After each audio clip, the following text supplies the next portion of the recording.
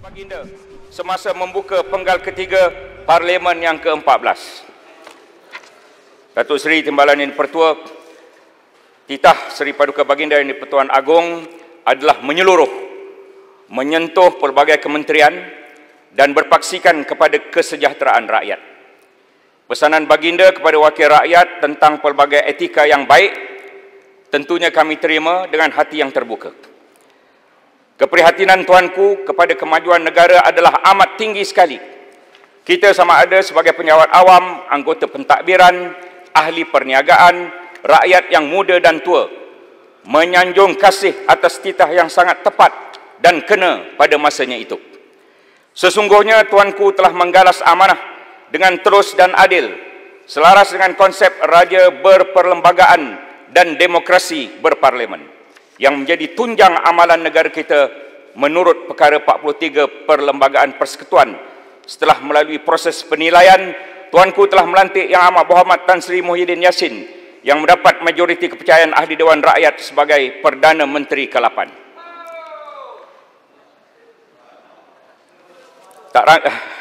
Dua rangkap pantun diungkapkan. Bukan kecil peranan silat, langkah perkasa tua dan muda. Raja adil, raja berdaulat, rakyat dan baginda berpisah tiada.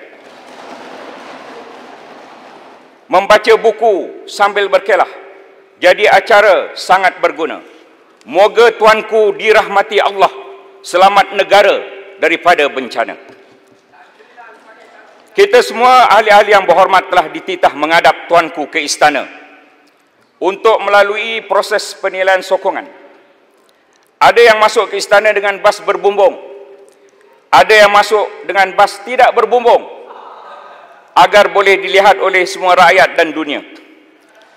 Kemulut politik negara diselesaikan oleh Seri Paduka Baginda Yang di-Pertuan Agong dalam istana dengan bijaksana. Setelah Tun Mahathir meletak jawatan, diterima menghadap, diminta oleh tuanku untuk tidak meletak jawatan, namun Tun Mahathir tetap dengan keputusannya. Akhirnya Tan Sri Muhyiddin dilantik oleh tuanku menjadi Perdana Menteri ke-8. Ini kerajaan pintu istana yang sah, bukan kerajaan pintu belakang. Ya, yang berhormat. Boleh pencelah. Pontian. Minta pencelah. Pontian boleh pencelah. Pasir putih, bukan Sepang, pasir putih. Terima kasih Yang Berhormat Pontian. Yang Berhormat Pontian. Yang Berhormat Pontian bagi penyerahan kepada Yang Berhormat Pasir Putih. Saya dengar. Ya, saya beri kepada Pasir Putih. Okey, silakan. Sepang tu kemudian lah, kalau ada masa agak-agak pukul 3.30. Apa? Dia takut ke? Pontian. Ya, terima kasih Pontian. Bang boleh rehat dulu, sejuk. Layan Pasir Putih berbanding dengan Sepang. Memang patut tak layan pun. Apa yang disebut oleh Pontian, satu istilah yang saya kira sangat baru, iaitulah kerajaan pintu istana. Sebelum daripada ini saya tak pernah dengar perkataan kerajaan pintu istana tapi diguna oleh Pontian. Cuma saya rasa kebimbangan, takut-takut istilah sebegini dia bercanggah dengan undang-undang ataupun tidak bercanggah dengan undang-undang. Kalau boleh Pontian cuba jelaskan, adakah istilah ini adalah istilah yang diguna pakai cuma oleh kerana dia tidak pernah berlaku dalam peralihan kerajaan ini sebagaimana berlaku dalam negara kita di pertengahan jalan. Mungkin istilah ini satu istilah yang telah dikaji sedalam-dalamnya oleh Pontian. Silakan. Pontian, Macam mana dengan Marang kata ini pintu belakang, pintu bawah atap? Adakah bercanggah dengan yang berhormat punya ni kenyataan? Nampak sangat bercanggah ni. Apalah Pasir Putih tak cakap ni bercanggah dengan Yang Berhormat Sepang. kerajaan sembung atap. Yang Berhormat Sepang. Tadi saya tak cakap. Tunggulah Pontian beri kebenaran untuk mencelah. Okey, YB saya cakap tadi saya minta. Sepang. No, I'm working Patut Mesyuarat tadi. YB tak mau dengar saya. Yang Berhormat Sepang. Ya. Saya pengusi. I know. Dalam peraturan mesyuarat, keputusan adalah keputusan pengusi. Yang Berhormat Sepang pula mantan Timbalan Menteri. Jadi Yang Berhormat Sepang memang pakar juga dalam peraturan mesyuarat. Biarlah kepada Yang Berhormat Pontian tentukan Yang Berhormat Sepang ni buat di bawah peraturan mana? Okey. Saya kepada yang dengan sebelum saya tanya dengan okey, terima kasih yang tua. Saya nak tanya yang tua. Kenapa tadi saya bangun untuk peraturan mesyuarat yang tua tak layan saya? Yang itu buat bawah peraturan mesyuarat mana tu? Ini menghabiskan masa lah. Bawah peraturan mesyuarat. Pulang yang Muhammad Pontian. Kenalah berlaku adil. Nak benarkan dia bercakap ke tidak yang Muhammad Pontian? No, you are being unfair to me. Yang nak benarkan dia bercakap. Bila saya bercakap peraturan mesyuarat, I want to raise standing order yang pukul 3. Now yang sekarang saya bagi my question Tuan Speaker, saya tanya kenapa tak benarkan saya imbuk soalan ini kepada poin yang baru sekarang. Tadi kenapa tak benarkan? Itu keputusan saya tadi. Sekarang keputusan baru. You don't even look at me. Kenapa? Saya bagi kebenaran lah. Saya bagi kebenaran tidak. Biar dia buat keputusan. Kenapa? Saya nak tanya kenapa Tuan Speaker tadi tak mahu bagi saya ruang untuk perkara yang saya timbulkan pintu belakang. Saya sokong bagilah Sepang nak bercakap. Bagi boleh Sepang bercakap. Silakan. Sepang nak cakap pasal apa? Ni tentang ucapan ni. Ucapan dengar. Okey. Tadi ada ucapan. Okey, terima kasih kepada yang Muhammad Pontian. Saya nak dengan Muhammad Pontian lah. Tadi kata ini kerajaan pintu istana kan. Adakah yang Muhammad sedar bahawa kenyataan yang Muhammad ni bercanggah dengan kenyataan daripada YB daripada Marang ni yang mengatakan ni kerajaan tebuk atap. Ni macam mana ni? Mana satu? Kami pun tengah pening nak pilih mana satu ni. Nak pilih kerajaan pintu istana ke kerajaan tebuk atap? Tapi kami lebih suka tebuk atap. Nampak lebih glamour. Terima kasih. Saya ingin mendengar ungkapan itu dalam dewan ini. Kalau ungkapan itu tidak ada dalam dewan ini, saya tidak akan sebut. Saya sebut perkara tentang pintu belakang ini kerana semalam ketika pertikaian. Tebuk atap bukan pintu belakang. Ketika pertikaian, saya sebut tentang pintu belakang di sini kerana kepada pertikaian semalam disebut kerajaan ini bukan hanya kerajaan pintu belakang, speaker pintu belakang. Semalam ada disebut. Ya. Yang tebuk atap ni saya tak dengar lagi. Pontian, boleh minta penjelasan? Sila. Ya. Kena batangan. Saya terpanggil Pontian sebab daripada awal penubuhan kerajaan Perikatan Nasional telah banyak persepsi di luar menyatakan ini kerajaan pintu belakang dirompak, dicuri dan sebagainya. Tetapi itu persepsi. Apa yang jelas mungkin Pontian boleh uraikan, yaitu kerajaan Pakatan Harapan telah bakar rumah dia, bakar jambatan dia sendiri. Apabila dia bakar, kapal Pakatan Harapan telah tenggelam di tengah laut. Kapten dia pun ikut lari. Dalam prosedur SOP biasa, apabila kapten sudah tidak ada, maka kapten baru kena mengambil alih. Jadi kapal pun kena kapal baru. Yang lama sudah terbakar, sudah karam. Ini saya tidak tahu sama ada pemimpin di sana paham atau tidak. Bukan orang lain bakar kapal mereka. Mereka sendiri tuang petrol, bakar kapal mereka. Ya, tuang petrol. Jadi setuju ke yang berhormat bahawa yang rumah, dia bilang pintu belakang, pintu pun sudah tidak ada, tiang rumah pun sudah terbakar, sudah runtuh. Sekarang ini kita bina rumah baru dengan strategi yang baru. Setuju ke tidak? Setuju. Saya ingin mengingatkan ahli-ahli yang berhormat. Di tangan saya ini ada salinan teks titah Seri Paduka Yang di-Pertuan Agong. Izinkan saya memperingati semua ahli-ahli yang berhormat. Mungkin ada yang tidak ada dah teks ini. Pada 24 Februari 2020 yang lalu, ini titah Seri Paduka. Naratif landscape politik negara telah sekali lagi digegarkan menerusi peletakan jawatan Perdana Menteri Malaysia yang ke-7. Sekitar jam 5 petang pada hari yang sama, Beta, iaitu Tuanku, telah berkenan menerima menghadap Yang Berhormat Tun Dr. Mahathir bin Mohamad.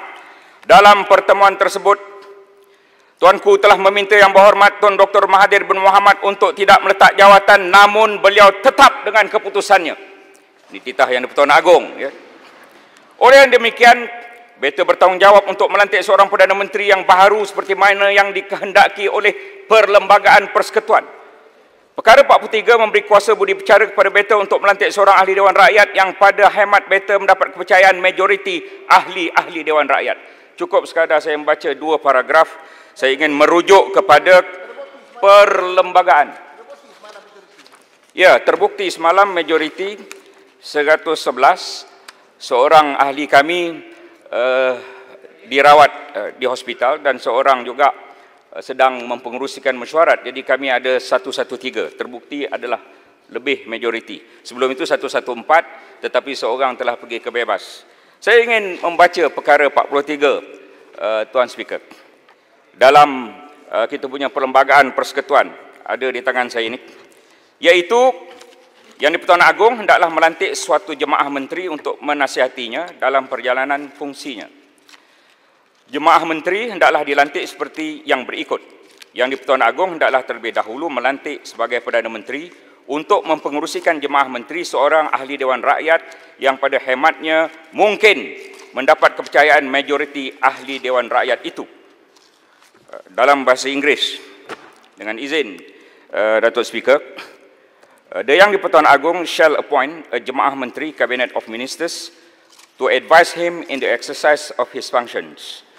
The Yang di-Pertuan Agong shall first appoint as Perdana Menteri, Prime Minister, to preside over the Cabinet a member of the House of Representatives who, in his judgment, is likely to command the confidence of the majority of the members of that House. Faham sepang Faham, boleh tanya? Kalau you want to engage with me, can I ask question? Tak boleh? Kemudian? Boleh? Tahu tak nak? You want to engage with me, saya kena tanya soalan lah. Saya benarkan saya tanya soalan, boleh? Okay, boleh? Ya, sila. You don't even answer my question just now. Tadi kata Marang kata kerajaan tebuk atap, kenapa tak kata tak bercanggah? Saya tak dengar dalam Dewan ni Marang ada menyebut kerajaan tebuk atap. Bacalah, takkan tak membaca. Tadi baca. Dalam Dewan ni tak ada. Allah, ini benda yang common knowledge lah. Marang pun tak berucap satu dunia tahu. Kalau Marang berucap, saya akan tanya, pernah tak Marang menyebut tentang kerajaan tebuk atap? Saya akan tanya. So, macam itu laporan berita dalam Malaysia kini ke dalam surat khabar ni tak penting lah. Itu tak ada dalam Dewan. Come on lah. Sepang. Dalam peraturan mesyuarat, Sepang. Kalau Pontian bercakap, Sepang duduk. I know, but Sepang bercakap, he's invoking my name. So, I'm replying. Sepang bercakap, Pontian duduk. Sekarang Sepang dah habis cakap, Pontian berdiri lah. Kalau dua-dua berdiri, macam mana kita nak? Saya menghormati, tapi tadi dia sebut nama saya. Okay. Saya bangun nak tanya soalan. Apa lagi yang tak puas hati, Sepang? Apa lagi yang tak puas hati? Banyak. Silakan. Banyak, kemudian lah. Kalau tidak, dua-dua nanti makan tengah hari bersama. Saya bertanya soalan saya. Pontian nak jawab tak nak jawab? Dia tanya soalan pada saya. Yang Pertua mungkin dia beri lagi kot. Lepas tu dia tanya soalan. Membuat rumusan tentang pintu istana, pintu belakang ni. Pontian faham soalan tu Sepang kan? Saya sudah faham, dah jawab pun. No, dia tanya soalan pada saya. Dia tak faham. Dia tanya soalan pada saya. Sepang. Dah makan ubat ke belum? Pontian. This is his floor. Okay, I know. Thank you Sepang. Macam tak makan ubat je bagi Bagi pengerang, I'm trying to be gentleman. Okay? I know, please sit down. I know you're a great gentleman. Please, thank you very much. Thank you so much. Ya. Silakan Pontian. Pontian, ingat Pontian Ya. 2 jam, tolak campur, speaker tak akan tambah 2 jam ke 20 minit ke 10 minit. 2 jam is 2 jam. Okey. Silakan.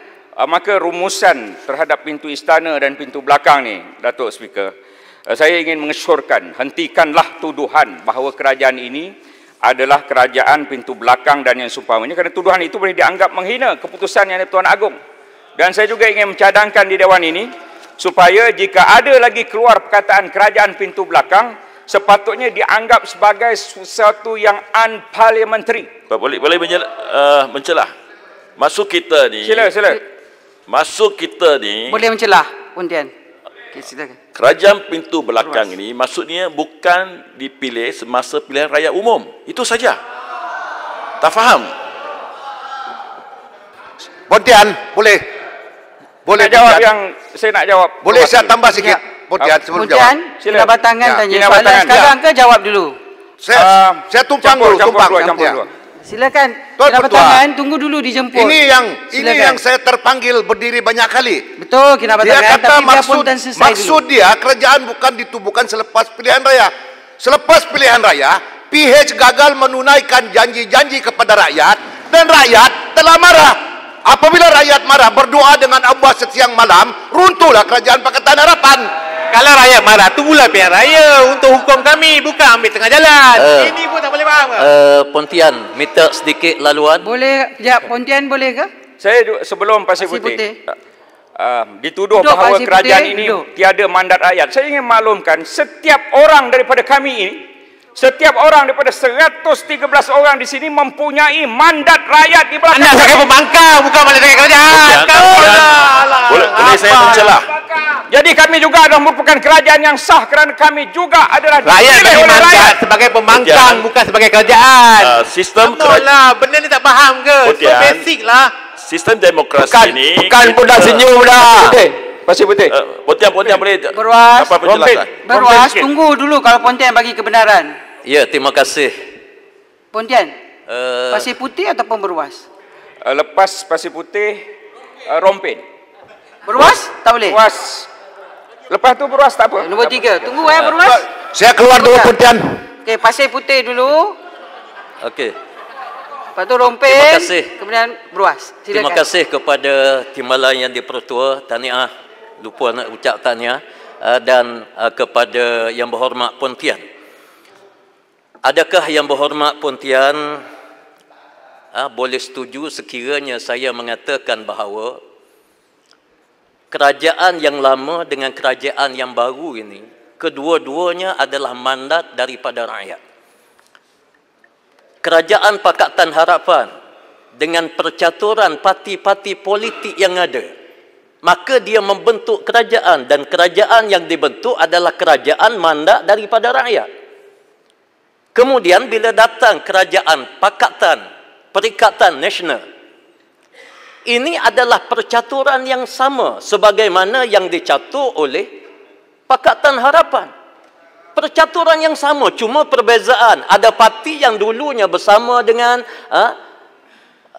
Pakatan Harapan, sekarang ini parti itu bersama dengan Perikatan Nasional. Dan semua ini adalah parti-parti yang diberi mandat oleh rakyat. Dan ternyata dalam Menang siri pilihan raya baru ada mandat lah. Sekarang mana ada. Bahawa rakyat itu menolak dan rakyat kembali kepada Pakatan Nasional. Jadi saya rasa ini rakyat tak bagi tahu lompat parti. Sangat tidak rasional. Ya, Rompin. Rompin. Setujukah saya katakan bahawa Sila Rompin. Tun Dr. Mahathir ada dua pilihan. Satu, Langkawi ada dua pilihan. Membubarkan parlimen seperti yang dicadangkan oleh Berwas. Yang kedua, meletak jawatan dan menyerahkan kuasa kepada Yang Tuan Agong melantik Perdana Menteri yang baru. Langkawi telah mengambil keputusan yang boleh dua keputusan bersesuaian dengan Berwas punya cadangan. Pilihan raya dipilih oleh rakyat. Langkawi memilih untuk meletakkan jawatan.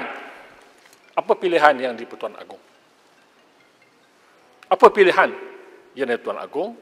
Melainkan dia harus melantik seorang Perdana Menteri yang baru. Dan dia telah melantiknya mengikut proses yang sangat teliti. Yang sangat teliti. Yang sangat teliti. Itu tidak 10 kali pun, itu yang sangat teliti. Dan dia mengambil keputusan untuk melantik Perdana Menteri yang baru setelah mengikut perlembagaan. Jadi saya setuju bahawa connotation yang digunakan oleh Pontian, kerajaan pintu istana, sangat tepat dan berwibawa. Terima kasih. Terima kasih Rompin. Buras. Buras. Padang Serai tadi nak bercakap sesuatu tapi dia menyorok-nyorok. Kenapa? Ya? Kalau nak bercakap sesuatu, Padang Serai berucap lepas ni. Lepas Berwas saya bagi pada Padang Serai. Bangunlah. Berwas dulu. Terima kasih Pontian. Saya nak dapat pandangan daripada Pontian. Demi kebaikan negara dan kestabilan negara, adakah Pontian setuju bahawa selepas rakyat memilih sesiapa parti ataupun gabungan parti-parti untuk menerajui kerajaan adalah baik untuk kerajaan itu mentadbir 5 tahun sebelum pilihan raya yang baru? Kerana dengan percaturan politik ataupun kata-kata yang lompat mengkhianat ini telah menyebabkan ketidakpastian dalam pentadbiran negara, hinggakan pelabur-pelabur tempatan maupun pelabur-pelabur asing takut nak berlabur, dan juga ini telah menjejaskan pembangunan dan kemakmuran negara kita. Jadi soalan saya, adakah Pontian setuju bahawa kita mestilah menghormati pilihan rakyat semasa pilihan raya umum dan tidak ada sama ada kerajaan pintu belakang ke, kerajaan teput atap ke, kerajaan pintu istana ke, ataupun lain-lain istana. Lepas ni saya bagi Jelebu. Sikit je, saya sambung sikit. Istilah lain. Jelebu setuju tak? Berwas. Rakyat kawasan kami memilih kami supaya kami jadi kerajaan. Bukan begitu? Ya. Kita balik kawasan kita masing-masing, ketika mereka memilih kami dipilih untuk kami menjadi kerajaan, dan pada saat dan ketika ini kami menjadi kerajaan kerana atuk letak jawatan. Siapa suruh atuk letak jawatan? Pontian, boleh sambung Yang Pontian? Berhormat Langkawi letak jawatan. Tak maaf saya. Pontian, Jelebu. boleh Pontian?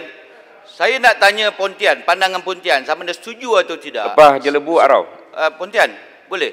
Sama ada setuju atau tidak Pontian? Sebenarnya, bukan saja rakyat yang tak boleh terima Pakatan Harapan.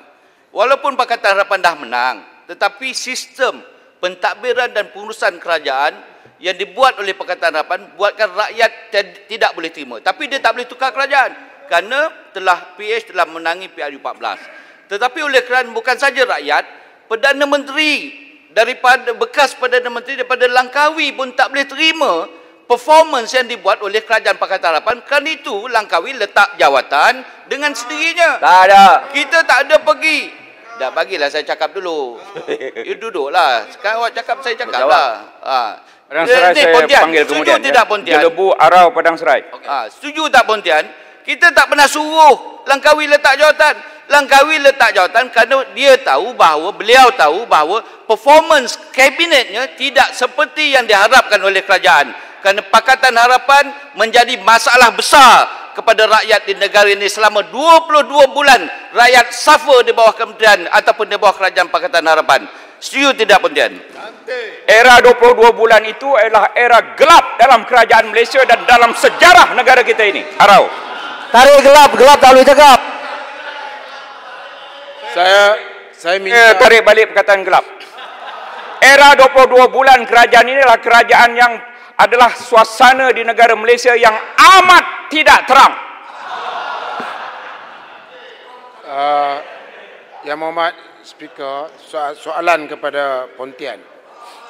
Yang pertama sekali, kita nak kena perbetulkan supaya rakyat yang sedang memerhatikan kita ini diperbetulkan bahawa mereka menuduh Pago Yang Berhormat Perdana Menteri sebagai pengkhianat.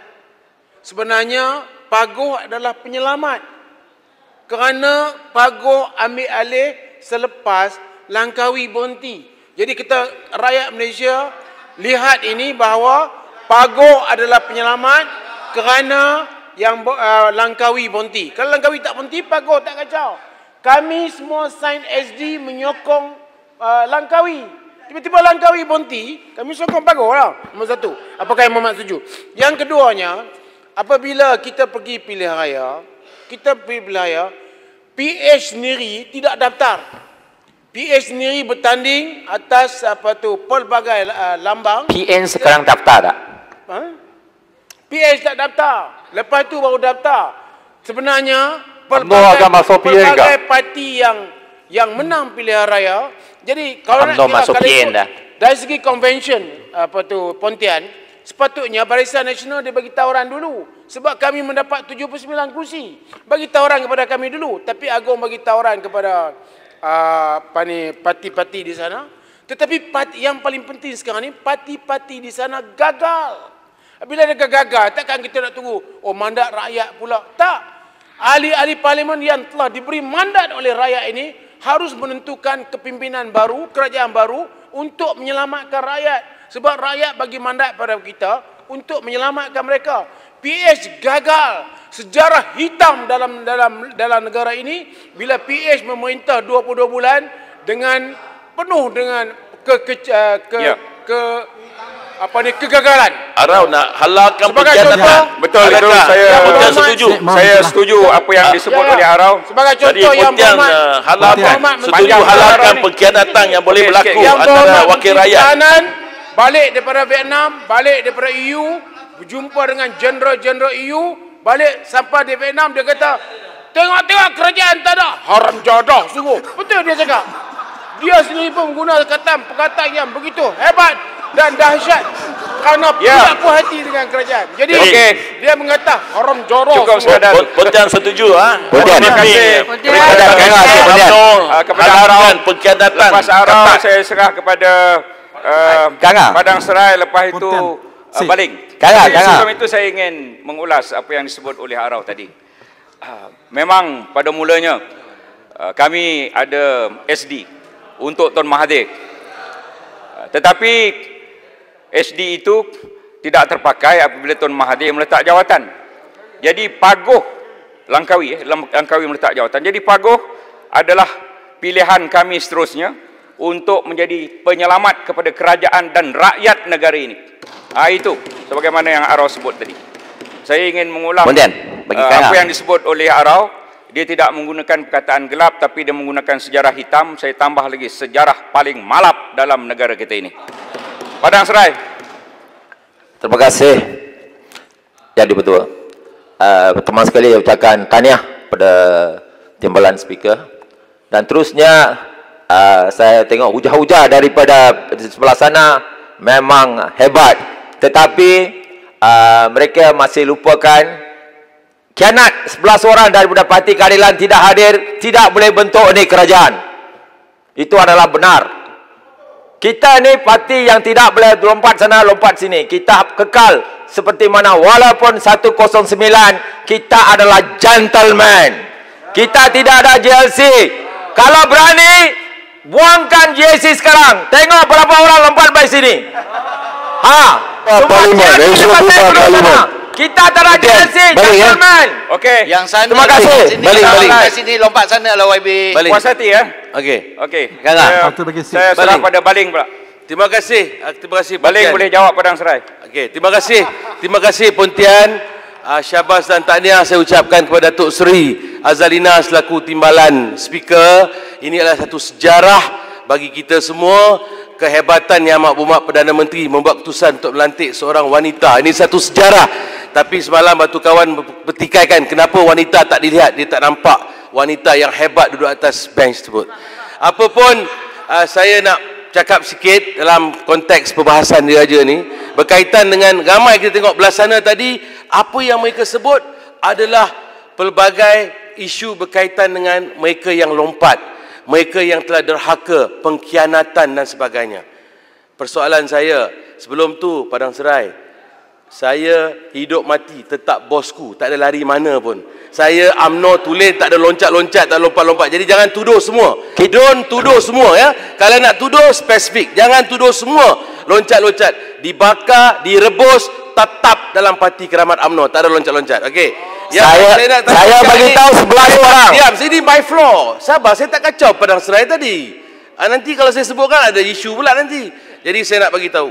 Saya nak tanya, adakah Yang Berhormat Pontian setuju atau tidak dalam isu pengkhianatan?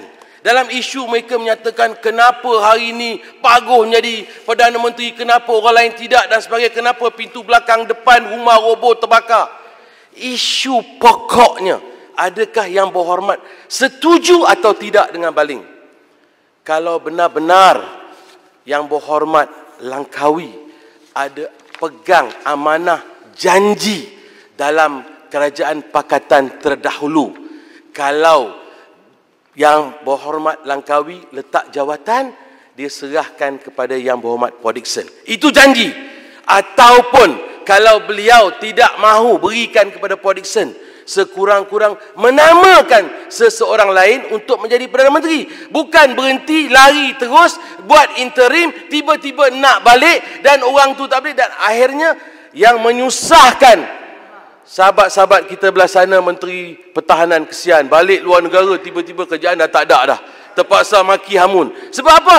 Kalau betul lah Yang Berhormat Langkawi jujur dalam perjuangan macam kami di sini, tetap dengan bosku, hidup mati, patut macam itulah sana. Hari ini kesian dia kawan-kawan sana yang menjahanam, yang masalah hari ini kerana seorang Yang Berhormat Langkawi. Betul atau tidak? Betul. Sikit Pontian belakang.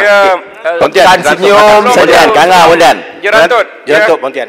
saya Tuan Speaker, saya Pontian ada boleh dapat penjelasan. 36 muka surat. Ini baru muka surat ketiga, Tuan Speaker. Bukan tentang hebatnya Pontian. Ya, Muhammad Pontian baik sangat. Sikit Berantut. Kanga Pontian.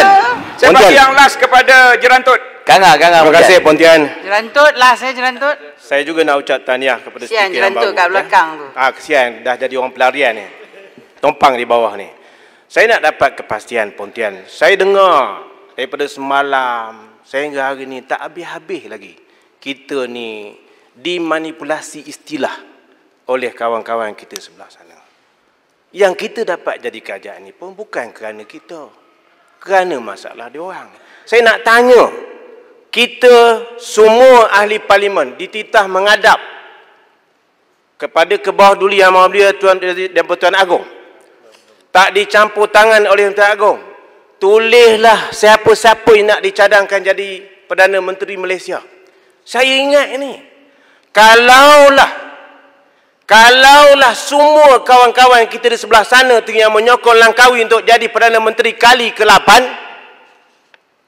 mereka tetap tulis menyokong Langkawi untuk jadi Perdana Menteri ke-8 kerana mereka ada kursi yang cukup, ditambah dengan kita di sini yang kesedaran pada kita gitu oleh pimpinan UMNO, PAS, GPS untuk memberi sokongan kepada Langkawi agar negara kita tidak terumbang-ambing.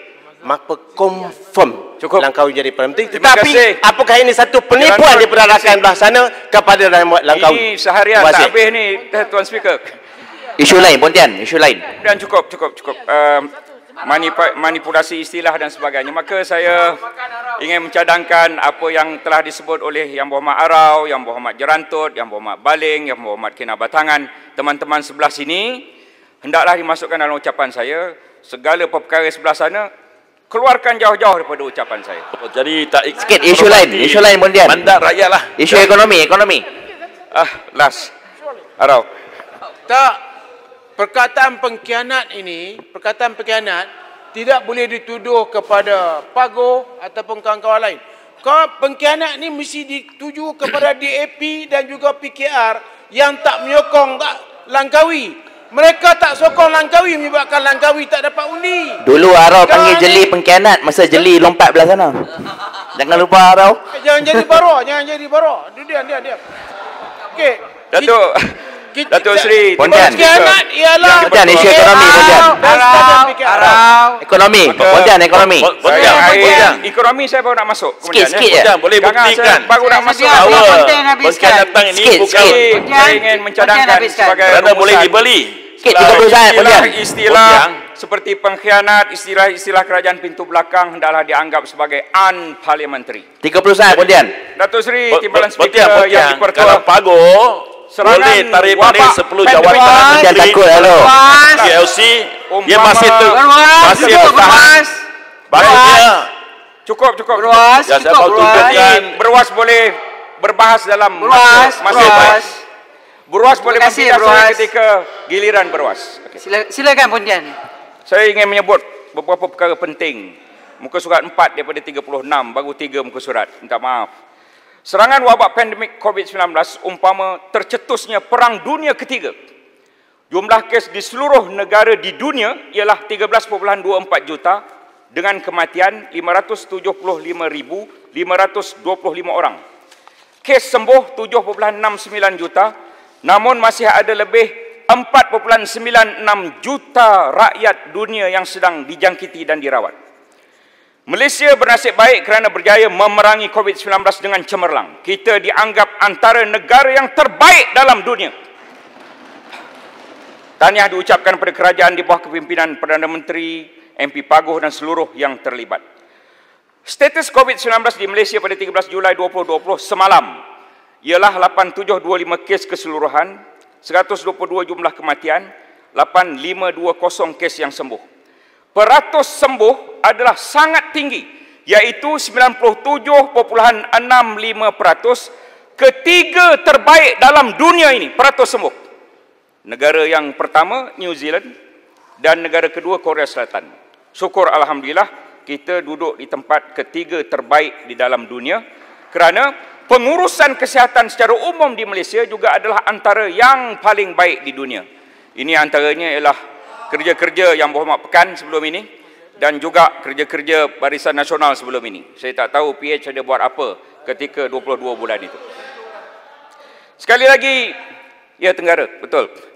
Sekali lagi mari kita rakamkan penghargaan di Dewan Yang Mulia ini pada Perkhidmatan Kesihatan, Majlis Keselamatan Negara, Angkatan Tentera, Polis, Rela, APM, Jabatan Imigresen, Jabatan Bomber, Agensi Pengurusan Bencana, NADMA, SKMM, pihak media cetak, media elektronik dan digital, serta lain-lain pihak yang tidak dapat disebutkan satu persatu. Kita beri tepukan pada mereka semua ini.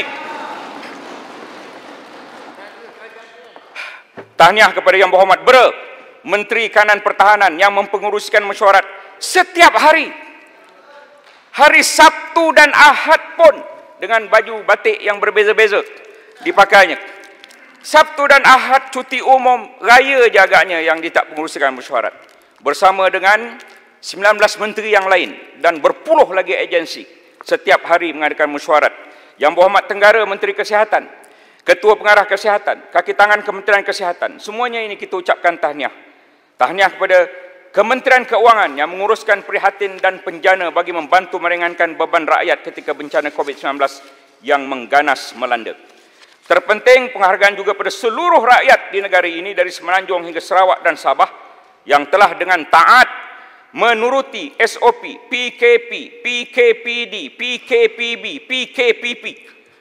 Banyak betul PK ini. Oleh kerana kepatuhan rakyat, maka negara ini dapat bangkit semula setelah mengalami episod COVID yang mengerikan. Pantun lagi, dengar baik-baik. Daun palas pandan wangi, daun selasih jangan disimpan. COVID-19 jaya diperangi, terima kasih barisan hadapan. Ayah Fasih membaca hikayat sebagai ketua dalam keluarga. Terima kasih kepada rakyat, kerjasama anda sangat berharga. Tuan yang betul, Puan yang betul. Tak habis lagi pantun. Mencelah. Kain songket, kain kasa, pakaian nikah, helaian baju. Terus bangkit bangsa dan nusa, sederap melangkah bersama maju. Ya, siapa tu? Ya, Kuala Kedah. Kuala Kedah, sila. Ya, terima kasih. Terima kasih Puan Yang Pertua, terima kasih Yang Berhormat Pontian.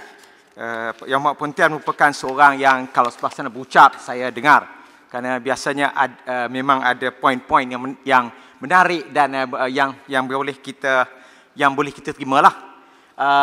Saya ucap tahniah kepada kerajaan dan Kementerian Kesihatan dalam menangani COVID. Tapi saya rasa sebahagian besar kejayaannya ialah kerana sebelah sini menjadi pembangkang. Kalaulah sebelah sana menjadi pembangkang dan masjid ditutup sampai 15 minggu, saya tak dapat bayangkan apa yang akan dilakukan dan dikatakan. Terima kasih. Terima kasih Kuala Kedah. Saya dengar Tanjung Karang ada nak berbunyi. Silakan. Tanjung Karang. Saya nak beritahu Pontian, itu daripada Kuala Kedah. Terbalik tu. Sebenarnya kalau PS tu memerintah, kita lagi hancur. Nasib PN yang memerintah. Itu yang sebenarnya berlaku. Seperti biasa saya menerima apa pandangan ya Tanjung Karang masuk dalam ucapan saya. Kuala Kedah tu letak di tepi lah, walaupun saya tak berapa dengar suara pembangkang sebenarnya yang Berhormat Speaker masa COVID itu. Yang kita dengar ialah setiap hari pengumuman demi pengumuman yang dibuat oleh pemimpin-pemimpin Perikatan Nasional di sebelah sini. Datuk Seri Timbalan Speaker yang dipertua bagi membantu rakyat dalam COVID-19 kerjasama, kita tak politikkan setiap isu. Bantuan Prihatin Nasional BPN telah menyalurkan 10.92 bilion ringgit kepada 10.245 juta orang. Ini adalah suatu rekod bantuan terbesar seumpamanya dalam sejarah Malaysia. Hampir 11 bilion ringgit kepada lebih 10 bilion rakyat. Ya, Pontian, belakang. Sini. Saya tambah sikit Pontian. Bila Pontian sebut bantuan prihatin 250 bilion yang diumumkan oleh Yang Berhormat Paguh kepada bantuan COVID saja. Tetapi saya nak throwback Pontian. Dulu kau tak silap saya zaman tidak berapa terang, bukan zaman gelap, tapi zaman tidak berapa terang hari itu, kata negara nak bankrupt, kata negara tak ada duit, kata kita kehilangan sumber banyak, tapi Yang Maklumat Paguh dan Menteri Kewangan boleh umum 250 bilion bantu COVID, bantu pandemik untuk berapa bilion tadi Pontian yang bagi tahu tadi rakyat mendapat manfaat. Tolong bagi penjelasan Pontian. Ya, 10.92 bilion ringgit ini hanya bantuan prihatin nasional BPN. Kalau kita lihat keseluruhan bantuan ialah 295 bilion. Yang mana prihatin 1 250 bilion, prihatin 2 10 bilion ringgit. Penjana 35 bilion ringgit. 250 campur 10 campur 35 295 bilion, termasuk suntikan terus fiskal 45 bilion. Itu angka-angka yang boleh saya kongsikan di sini. Tetapi boleh memberi hampir 11 bilion ringgit kepada 10 juta rakyat, ya. Memberi 10.95 bilion kepada 10.245 juta rakyat, itu adalah merupakan rekod. Saya ulang, 10.952 bilion ringgit kepada 10.245 juta orang rakyat. 10.92 bilion ringgit kepada 10.245 juta orang rakyat. Pontian boleh mencelah betapa penjelasan. Ya. Adakah Pontian sedar bahawa seperti yang telah diumumkan oleh Menteri Kewangan, semua pengagihan wang ini adalah melalui pinjaman 35 bilion yang telah kerajaan pinjam. Wang yang dipinjam ini menambahkan lagi hutan kerajaan, dan ini mesti dibayar oleh kita semua dan juga generasi akan datang. Jadi ini bukan satu pencapaian Kerajaan Perikatan Nasional. Memang kita setuju, kita mesti menolong rakyat masa krisis. Tetapi janganlah pihak Perikatan Nasional ni nak membangga-banggakan perkara yang bukan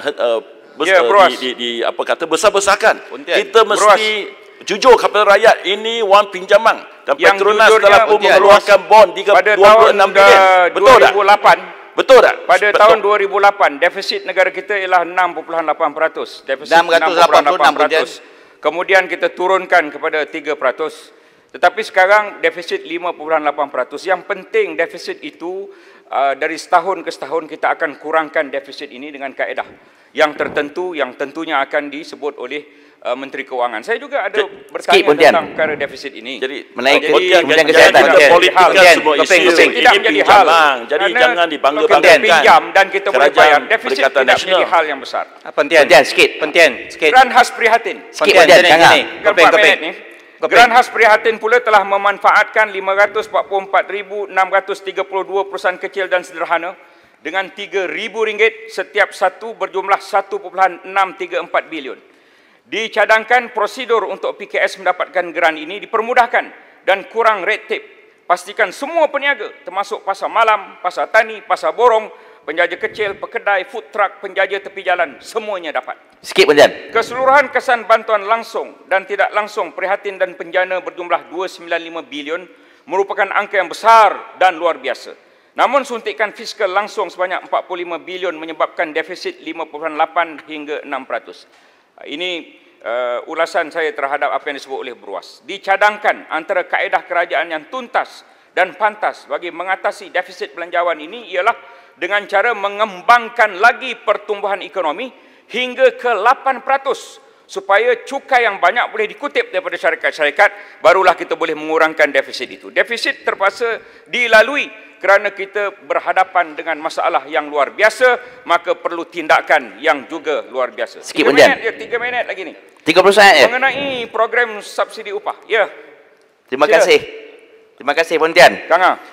Pontian setuju atau tidak dalam satu kenyataan akhbar oleh Ketua Pengarah Kementerian Kesihatan ada menyebut bahawa persediaan kementerian dapat dilakukan dengan baik oleh kerana dalam belanjawan yang dibentangkan pada tahun lepas meluluskan peruntukan paling tinggi dalam sejarah Kementerian Kesihatan.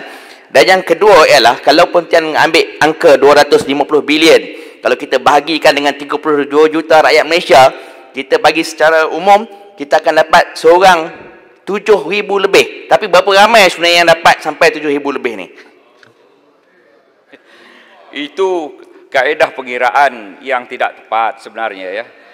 Kalau nak bahagi begitu, ia tidak tepat. Ya, berapa ramai yang dapat? Sebab yang lebih penting, orang yang lebih kaya membayar cukai yang lebih daripada orang miskin. Daripada situ kita dapat menjelaskan hutang kita itu. Ya. Mengenai program subsidi upah pula, sebanyak 7.07 bilion diluluskan untuk 307,518 majikan yang memanfaatkan 2.46 juta pekerja rakyat Malaysia. Tadi disebut oleh Menteri, 13.8 bilion semuanya, kita telah belanja 7.07 bilion, berarti kita ada lagi tak belanja duit ini. Nak bagi 1,200 sebulan, 800 sebulan, 600 sebulan subsidi upah. Pada pandangan saya, ia hanya menyelesaikan sebahagian daripada masalah pengangguran. 5.5%, 860,000 pengangguran yang disebut oleh Perdana Menteri semalam, mungkin di akhir tahun ini, ia adalah perkara yang cukup penting untuk diselesaikan oleh kerajaan ini. Bukan hanya jangka pendek yang kita sebut 13.8 bilion subsidi upah semuanya, tetapi yang lebih penting ialah jangka sederhana dan jangka panjang untuk memastikan anak-anak kita terus dapat kerja, mereka yang dibuang akan dapat kerja semula. Dana pinjaman mudah yang dikendalikan Bank Negara Malaysia diluluskan bank tempatan dan setuju terima adalah 8.4 bilion yang memanfaatkan 19,539 PKS. Ini termasuk dana dengan izin Special Relief Facility, Automation and Digitalization Facility, All Economic Sector Facility and Agri-Food Facility. Dicadangkan ada dana lain yang boleh membantu usahawan PKS. Dan sekali lagi diminta prosesnya dipermudahkan. Mungkin boleh dinamakan sebagai dana prihatin atau dana penjana atau dana pengembang untuk perniagaan-perniagaan kecil yang berjumlah lebih kurang 1 juta orang itu. Seterusnya sebanyak 7577 permohonan perniagaan mikro bernilai 260.6 juta di bawah skim kredit mikro BSN dan 25071 permohonan diluluskan bagi tekun nasional bernilai 191.5 juta sehingga 26 Jun. Saya ingin mencadangkan supaya tambah lagi dana-dana kepada tekun, dana kepada Amanah Ikhtiar Malaysia yang berhormat Speaker. Ya. Amanah Ikhtiar Malaysia ini membantu lebih kurang 300,000 usahawan yang 99% adalah wanita.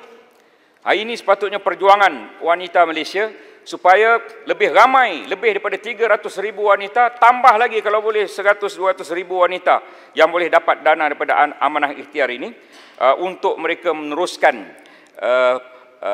hidup mereka, dan di belakang mereka juga ada beberapa orang pekerja setiap perusahaan yang juga perlu dijaga. Ya. Ahli-ahli yang berhormat, sekarang dah pukul 1 tengah hari, saya tangguhkan Dewan sehingga pukul 2.30 petang.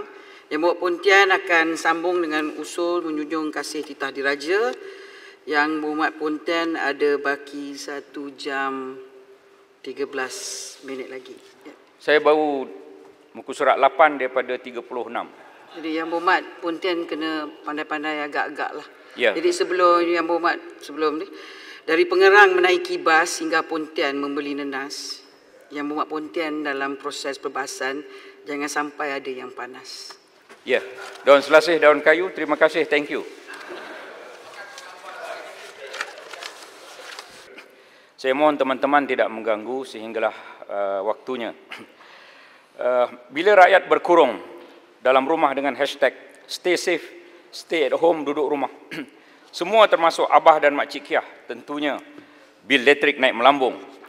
Terima kasih kepada kerajaan yang memberi bantuan prihatin elektrik berjumlah 944 juta. Hampir 1 bilion ringgit. Paling tinggi dalam sejarah negara. Ini termasuk 4 juta pengguna, iaitu 52.2% pengguna domestik dengan bil elektrik sebulan kurang RM77, menikmati bil elektrik percuma selama 3 bulan. Sukar nak cari kerajaan yang sebaik ini dalam dunia. Oleh kerana penggunaan air juga bertambah ketika PKP, saya ingin mencadangkan agar Kementerian Alam Sekitar dan Air, KASA, memberikan subsidi untuk bil air kepada rakyat B40 terutamanya, atau beri air percuma untuk jumlah tertentu selama 3 bulan, iaitu Mac, April, Jun kepada rakyat yang miskin. Datuk Seri Timbalan Yang Dipertua, Datuk Timbalan Yang Dipertua, Malaysia kembali mencatatkan lebihan dagangan 10.41 bilion ringgit pada Mei, melantun semula daripada defisit dagangan 3.63 bilion ringgit yang dicatatkan pada April. Tidak. Meskipun ekspor secara keseluruhan adalah lebih lemah daripada jangkaan. Kimanis. Oh, Kimanis. Sikit je, sikit. Sila Cik Manis. Okay, terima kasih Yang Berhormat Pontian. Saya nak tanya Yang Berhormat Pontian, adakah Yang Berhormat Pontian setuju bahawa kerajaan yang ada pada hari ini wajib lebih baik daripada kerajaan PH yang dahulu? Justru setuju tidak Pontian bahawa kerajaan yang ada pada hari ini wajib mendengar setiap pandangan rakyat marhain supaya kita akan lebih baik daripada kerajaan lepas. Setuju atau tidak? Sudah pasti setuju. Dan kita harap ada banyak lagi cadangan-cadangan yang akan diutarakan dalam sidang ini, dan cadangan-cadangan itu perlu diteliti satu persatu oleh pihak kerajaan supaya dilaksanakan seawal mungkin. Persidangan APEC 2020 wajar diambil peluang untuk mengukuhkan hubungan dagang pelbagai hala. Tahun melawat Malaysia 2020 yang telah dibatalkan, dicadangkan dihidupkan semula pada tahun 2021 atau 2022 atau 2023, iaitu bila vaksin COVID-19 telah ditemui dan dunia pulih daripada wabak. Perdagangan Malaysia bagi 5 bulan pertama tahun ini bagaimanapun mencatat pengurangan 87% kepada 68.57 bilion berbanding tempoh sama. Perdagangan yang lebih rendah direkod dengan Thailand, Singapura, India, China dan Hong Kong, tetapi mencatatkan peningkatan dengan Korea Selatan dan Indonesia. Kementerian Keuangan, MITI dan Kementerian Ekonomi perlu menyediakan langkah proaktif dan kreatif bagi menempuh kemelesetan ekonomi dunia yang dijangka berlaku hujung tahun ini dan tahun hadapan. Adakah tanda-tanda yang V-curve, dengan izin, V-curve akan berlaku dalam pertumbuhan ekonomi di negara ini? V-curve ini maksudnya, Datuk Yang Pertua, dia turun, lepas itu dia naik balik, seperti huruf V. Tetapi ada lagi pendapat mengatakan bahawa kemungkinan akan berlaku U-curve. Dia turun dan kemudian mendatar lama dan kemudian baru naik semula. Atau adakah curve-curve yang lain? Ini kita mesti meneliti, dan kerana di luar sana masih belum berjaya dalam memerangi COVID-19 ini. Datuk Seri Yang Dipertua, Datuk Yang Dipertua, saya mohon Perdana Menteri menyatakan mengapa pendaftaran automatik untuk menjadi pengundi belum dilaksanakan lagi? Bila akan dilaksana dan berapakah jumlah rakyat yang sepatutnya mendaftar tapi belum mendaftar menjadi pengundi mengikut pecahan kaum? Seterusnya saya mohon Perdana Menteri menyatakan, adakah akan digubal undang-undang berkaitan dana politik? Isu dana politik bukan perkara kecil. Ramai pihak diheret ke mahkamah kerananya. Jadi saya ingin kepastian, adakah dia akan dibentang di Dewan ini? Jika tidak, mengapa? Jika ya, bilakah ianya akan dibentangkan? Saya juga mohon Perdana Menteri nyatakan, apakah tindakan susulan kepada RCI, Suruhanjaya Penyiasatan Diraja Skandal Forex dan laporan polis yang dibuat? Kehilangan 30 bilion ringgit. Nilai sekarang sekitar 100 bilion ringgit. Bukannya perkara kecil. Mengapa laporan polis ditarik balik oleh kerajaan PH? Ini yang saya ingin tanya. Dan saya ingin supaya RCI Skandal Forex ini dihidupkan semula dan pihak yang bertanggungjawab dibawa ke muka pengadilan. Titah ke bawah duli yang maha mulia tuanku. Penjelasan, Pontian. Arau. Masih ada sejam lagi, no problem. Tadi yang Muhammad sebut tentang dana politik. Dana politik. Kita lihat jari telunjuk hanya kepada UMNO Barisan Nasional. Sekarang ni Pakatan Nasional ditunjuk bahawa kita menerima dana politik. Apakah Yang Berhormat sedar bahawa pembangkang menerima dana politik yang cukup luar biasa dari pelbagai pihak? Apakah sebelum diperkenalkan akta ini, mereka dengan berani dan gagahnya menceritakan siapakah penderma-penderma kepada politik mereka, dana politik mereka? Terima kasih. Memang itu adalah putar belit daripada pihak belah sana. Sebagai contoh, mereka kata pengkhianat, melompat. Sebenarnya sebahagian 10-11 orang dia bukan melompat tetapi dipecat daripada parti mereka. Dalam manifesto kami tiada kata ahli parlimen tidak boleh memegang jawatan GLC. Dalam manifesto PH ada, walau bagaimanapun tidak dituruti oleh DAP. Itu adalah satu fakta. Dalam politik ini juga hanya kami yang dikenakan bantaian demi bantaian oleh pihak sana, tapi sebenarnya mereka juga ada dana politik. Kalau mereka tidak ada dana politik, siapakah yang membayar segala bendera, poster dan segalanya itu yang kadang-kadang jauh lebih hebat daripada parti kerajaan pada ketika kami dulu. Titah ke bawah duli yang maha mulia. Muhammad, sikit lagi, apakah yang Muhammad ingin bertanya kepada mereka atau kerajaan? Apakah terdapat parti-parti politik yang menerima dana daripada sumber haram? Sumber haram yang berluasa dalam market, yang mana sumber haram ini pendapatannya sama besar dengan pendapatan negara. Jadi apakah parti politik ini ada yang menerima daripada sumber haram tetapi mendiamkan diri? Ya, kita tahu bahawa sistem percukaian yang kita bawa dahulu boleh mengurangkan segala dana-dana haram itu daripada dilakukan. Tetapi sekarang ini kembali pada sistem percukaian kuno yang dana-dana haram itu boleh bermaharaja lela sekali lagi. Itu arau ya. Titah ke bawah duli yang Maha Mulia Tuanku menyebut masalah kos sara hidup perlu ditangani. Ada 5 cadangan yang saya ingin utarakan. Pertama, kurangkan servis charge perkhidmatan daripada 10% kepada 5% dalam restoran, hotel dan perkhidmatan lain. Kedua, lanjutkan moratorium bayaran balik kepada yang hilang pekerjaan dan sektor niaga yang terjejas. Jumlah moratorium bayaran balik institusi keuangan dianggar 51.4 bilion, terbahagi pada 2, iaitu 17.9 bilion sektor perniagaan dan untuk rakyat 33.38 bilion. Kalau kita ingin lanjutkan moratorium ini, beri kepada mereka yang hilang pekerjaan dan juga sektor niaga yang terjejas seperti sektor pelancongan. Ketiga, banyakkan kawalan harga barang oleh Kementerian Perdagangan Dalam Negeri dan hal ehwal pengguna bukan hanya pada waktu perayaan. Bukan hanya pada waktu perayaan. Cegah kartel, monopoli, persaingan yang tidak sihat. Pastikan akta anti pencatutan dilaksana dengan betul. Saya ingin tahu berapa jumlah mereka yang telah diambil tindakan di bawah akta anti pencatutan bagi memastikan harga barang adalah terkawal. Keempat, kembalikan semula usaha mewujudkan gedung makanan negara. Datuk Yang Pertua, GMN, Gedung Makanan Negara, bagi mengeluarkan pelbagai produk makanan dilaksana dengan KPI yang tinggi di Felda, Felkra, Risda, Kedah, Mada, Kesda dan lain-lain agensi. Kita mesti utamakan food security, keselamatan makanan, utamakan kualiti dengan harga yang patut. Kelima, harga makanan di semua kantin, kafe, universiti, sekolah, pejabat, asrama hendaklah dikawal dengan baik. Kembalikan khidmat kafe rakyat satu Malaysia di beberapa universiti awam yang telah dihentikan oleh pihak-pihak tertentu ketika PH menjadi kerajaan. Datuk Yang Pertua, saya minta Menteri Keuangan menyatakan perkembangan projek TRX 1MDB dan masa depannya. Apakah perkembangan projek Bandar Malaysia nyatakan nilai aset 1MDB berjumlah 42 bilion dan hutang 31 bilion secara terperinci seperti pernah disebut oleh bekas CEO 1MDB Arul Kanda. Benarkah IPIC, IPIC bersetuju untuk selesaikan semua dana yang dipertikaikan sebelum 30 Disember 2020 ini? Semuanya akan diselesaikan oleh IPIC, tetapi kerajaan PH tidak mahu penyelesaian sebegitu. Seterusnya, sejak Mei 2018 hingga kini, berapakah aset khazanah nasional dan semua entiti milik perbendaraan yang telah dijual? Kepada siapa dijual dan berapa nilainya serta kaedah penjualan?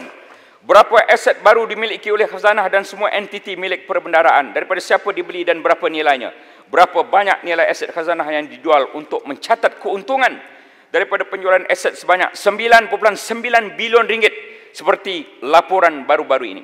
Ketiga, Kementerian Keuangan nyatakan perbandingan 7 perkara berikut pada 2 April 2018 dibanding 20 Februari 2020, iaitu kadar defisit, jumlah hutang kerajaan tidak termasuk contingent liability, kadar inflasi, kadar pengangguran, kadar pertumbuhan KDNK, nisbah hutang kerajaan pada KDNK, indeks KLSC Bursa Malaysia antara 2 April 2018 pada 2 April 2018 dibanding 20 Februari 2020. Apakah langkah-langkah untuk memperbaiki keadaan ekonomi negara?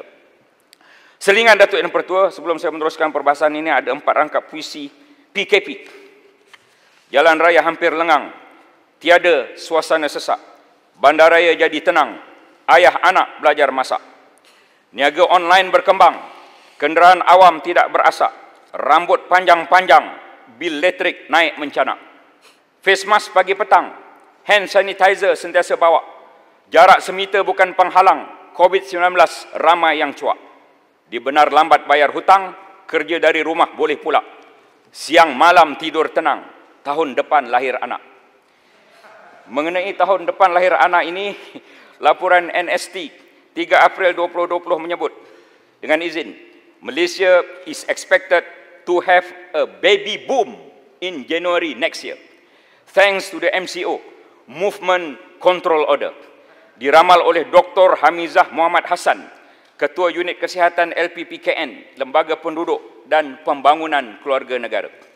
Datuk Yang Pertua, saya pohon Menteri Perdagangan Antarabangsa dan Industri menyatakan langkah-langkah untuk meningkatkan ekspor, mengurangkan import barangan dan perkhidmatan, berikan data 5 tahun terkini perdagangan dan juga data ekspor perniagaan milik Bumiputra serta langkah untuk meningkatkannya. Kedua, menyatakan jumlah pekerjaan baru dalam bidang pembuatan dan perdagangan untuk tahun 2017, 2018, 2019 dan jangkaan tahun 2020. Apakah usaha-usaha untuk pastikan jumlah itu bertambah? Berapa bilangan bergaji tinggi dan berapa peratus pekerja tempatan dibanding pekerja asing? Ketiga, nyatakan langkah terperinci dan bajet yang terlibat bagi meningkatkan pemahaman rakyat dan penglibatan PKS dalam IR 4.0 terutama di luar bandar. Setakat mana penglibatan pihak belia dalam IR 4.0 dan nyatakan program-program khusus untuk membantu usahawan belia bagi mengaplikasikan IR 4.0. Revolusi Industri 4.0 disebut secara spesifik di dalam titah Tuanku Agong. Di pohon Menteri Pembangunan Luar Bandar, nyatakan jumlah, panjang dan bajet jalan kampung dan pipe air di semua negeri pada tahun 2017, 2018, 2019 dan perancangan 2020.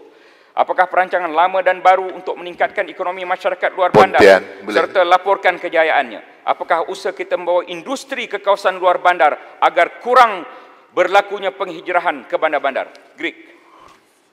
Terima kasih kerana Pontian telah menyentuh soal air luar bandar. Pada pendapat saya, sudah tiba masanya Kerajaan Persekutuan dan Kerajaan Negeri bekerjasama supaya air luar bandar, air bersih yang disediakan oleh Kementerian Luar Bandar ini, kita terus kepada bajet menyediakan masuk paip air daripada kerajaan seperti di Perak, LAP, negeri lain. Kalau kita masih bergantung kepada air bersih daripada hutan-hutan ini, akhirnya bila musim kemarau menjadi masalah kerana air bersih tadi akan menjadi kering kontang. Bagaimana pandangan Pontian? Terima kasih. Ya, betul. Baru-baru ini di sini misalnya, walaupun sudah masuk air pipe, tetapi apabila berlaku kemarau, kekurangan akibat daripada tekanan air dan sebagainya, maka diadakan kolam di tepi sungai, satu projek yang dibuat oleh Felda bersama dengan kerajaan negeri. Saya harap Kementerian Sumber Asli, Kementerian Alam Sekitar dan juga Air memantau projek-projek seumpama ini. Masuk saja paip air, dia tidak semesti menyelesaikan masalah satu tempat.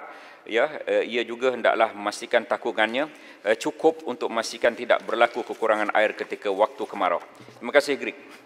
Seterusnya diminta Menteri Perusahaan Peladangan dan Komoditi nyatakan perbandingan harga-harga 1 tan atau 1 kilo pada 2 April 2018 dibanding pada 20 Februari 2020, iaitu buah tandan segar sawit, getah, koko, lada hitam dan komoditi lain bawah kawalan kementerian. Nyatakan langkah-langkah terperinci untuk menaikkan harga komoditi tersebut dan berapa ramaikah pekebun kecil dan industri yang terlibat dalam setiap komoditi. Minta Menteri Perumahan dan Kerajaan Tempatan nyatakan pemilikan rumah terkini mengikut kaum, menterinya ada di sini, dan kategori rumah murah, sederhana dan mewah. Nyatakan langkah-langkah terperinci untuk memastikan semua rakyat, terutama yang sudah berkeluarga, memiliki rumah dan langkah-langkah untuk mengawal harga rumah dan kadar sewa berpatutan kepada mereka yang belum memiliki rumah. Kajian wajar dilakukan tentang kadar sewa kediaman agar dasar mengenai boleh dibuat bagi membantu rakyat.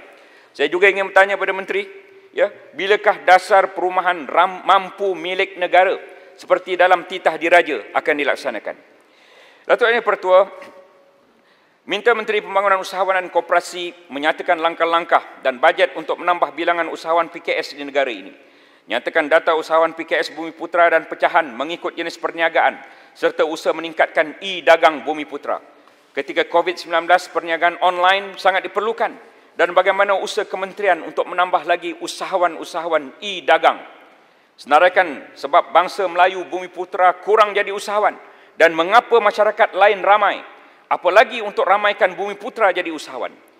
Adakah pendidikan sekolah rendah, menengah dan universiti akan dirombak untuk ajar ilmu keusahawanan secara subjek yang tetap dan wajib lulus untuk memastikan lebih ramai usahawan akan dibina di Malaysia ini?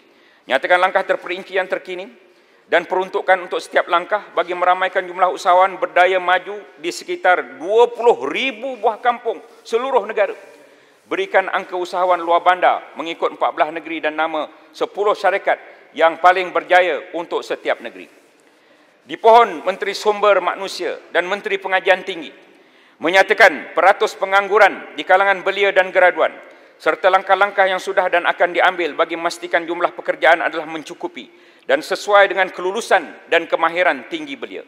Nyatakan juga langkah untuk mengurangkan pembuangan pekerja dan berapakah angka terkini mengikut pecahan industri yang telah dibuang kerja.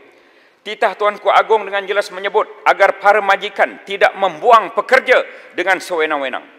Pekerjaan adalah aspek yang terpenting dalam hidup. Untuk kerja yang baik, mesti ada kelulusan dan kemahiran yang baik. Tugas kerajaan yang mustahak ialah menyediakan pusat pakar kemudahan pendidikan dan kemahiran untuk seramai mungkin belia dan rakyat. Latih anak muda berdikari dengan berniaga. Latih mereka untuk menjadi bangsa usahawan yang berjaya. Gaji yang baik perlu untuk menyara kos hidup yang semakin tinggi. Dengan kemahiran dan pendidikan tinggi, maka gaji akan tinggi. Higher learning for higher earning. Dengan izin, anak-anak muda teruslah belajar ke tahap setinggi mungkin. TVET mestilah terus diperkasakan. Malaysia wajar mempunyai 70% rakyat yang berpendidikan atau berkemahiran tinggi. Sekarang ini Datuk Yang Pertua, tidak silap saya angkanya hanya 30 ke 40% sahaja rakyat yang berpendidikan dan berkemahiran tinggi. Maka saya dengan ini membuat satu cabaran besar untuk 3 kementerian, Kementerian Pendidikan, Kementerian Sumber Manusia dan Kementerian Pengajian Tinggi untuk menyahut cabaran demi kemajuan negara supaya 70% daripada rakyat di negara kita ini berpendidikan atau berkemahiran tinggi. Datuk Yang Pertua, minta Menteri Kanan Pendidikan. Sebelum Menteri Kanan Pendidikan, saya melihat ada Menteri Luar Negeri dalam Dewan pada saat dan ketika ini. Saya ingin bertanya pada Menteri, jawab kemudian, iaitu mengenai tentang King Salman Center for International Peace yang tiba-tiba dibatalkan penubuhannya oleh Menteri Pertahanan pada ketika era PH. Apakah kesan daripada pembatalan King Salman Center for International Peace itu pada hubungan kita antara Arab Saudi dan juga Malaysia? Walhal saya diberi maklum bahawa King Salman telah bersetuju untuk memberikan sejumlah peruntukan yang besar pada negara kita untuk memastikan perkara itu dilaksanakan. Bukan hanya untuk Arab Saudi dan juga untuk Malaysia, tetapi untuk seluruh dunia berpusat di Malaysia, dihentikan oleh Kota Raja pada ketika itu. Saya ingin jawapan yang tuntas kepada Menteri Luar Negeri selepas ini, dan saya harap King Salman Center for International Peace itu diwujudkan kembali. Kalau boleh Yang Berhormat Menteri pergi ke Arab Saudi esok atau lusa, selepas atau hujung minggu ini, ya, hidupkan semula, ya, KSCIP itu supaya ia boleh memberi kebaikan bukan hanya pada Arab Saudi dan Malaysia, tapi seluruh dunia Islam dan seluruh dunia yang lain berpusat di Malaysia ini. Yang Berhormat Pontian, sikit. Kimanis. Silakan. Okey. Kebetulan Yang Berhormat Pontian sentuh soal isu luar negeri. Mungkin kebetulan menterinya pun ada di sini dan saya mohon dimasukkan ucapan ini di dalam ucapan Yang Berhormat Pontian. Sejauh manakah dan apakah status penguasaan negara China di Lautan Cina Selatan, South China Sea? Okay, we have 9 dash line on this issue. So kita nak memastikan bahawa keselamatan negara, kedaulatan negara, terutama kepada Sabah dan Sarawak dalam isu ini. Terima kasih. Ya, anggap itu bukan satu celahan, tapi anggap ia merupakan satu daripada ucapan saya supaya Menteri boleh menjawab, supaya kita ada keamanan. Supaya selalunya celahan-celahan ini tidak dijawab oleh Menteri, tapi anggap ia sebagai ucapan saya, jadi Menteri kena jawab. Kita supaya ada keamanan di Laut Cina Selatan dan jangan ada ganggu-gugat yang macam-macam kita dengar, dan mudah-mudahan ganggu-gugat itu tidak berlaku dalam zaman kita ini. Terima kasih Kimanis. Datuk Yang Pertua, ini sedikit tentang kawasan saya, sikit je. Ya.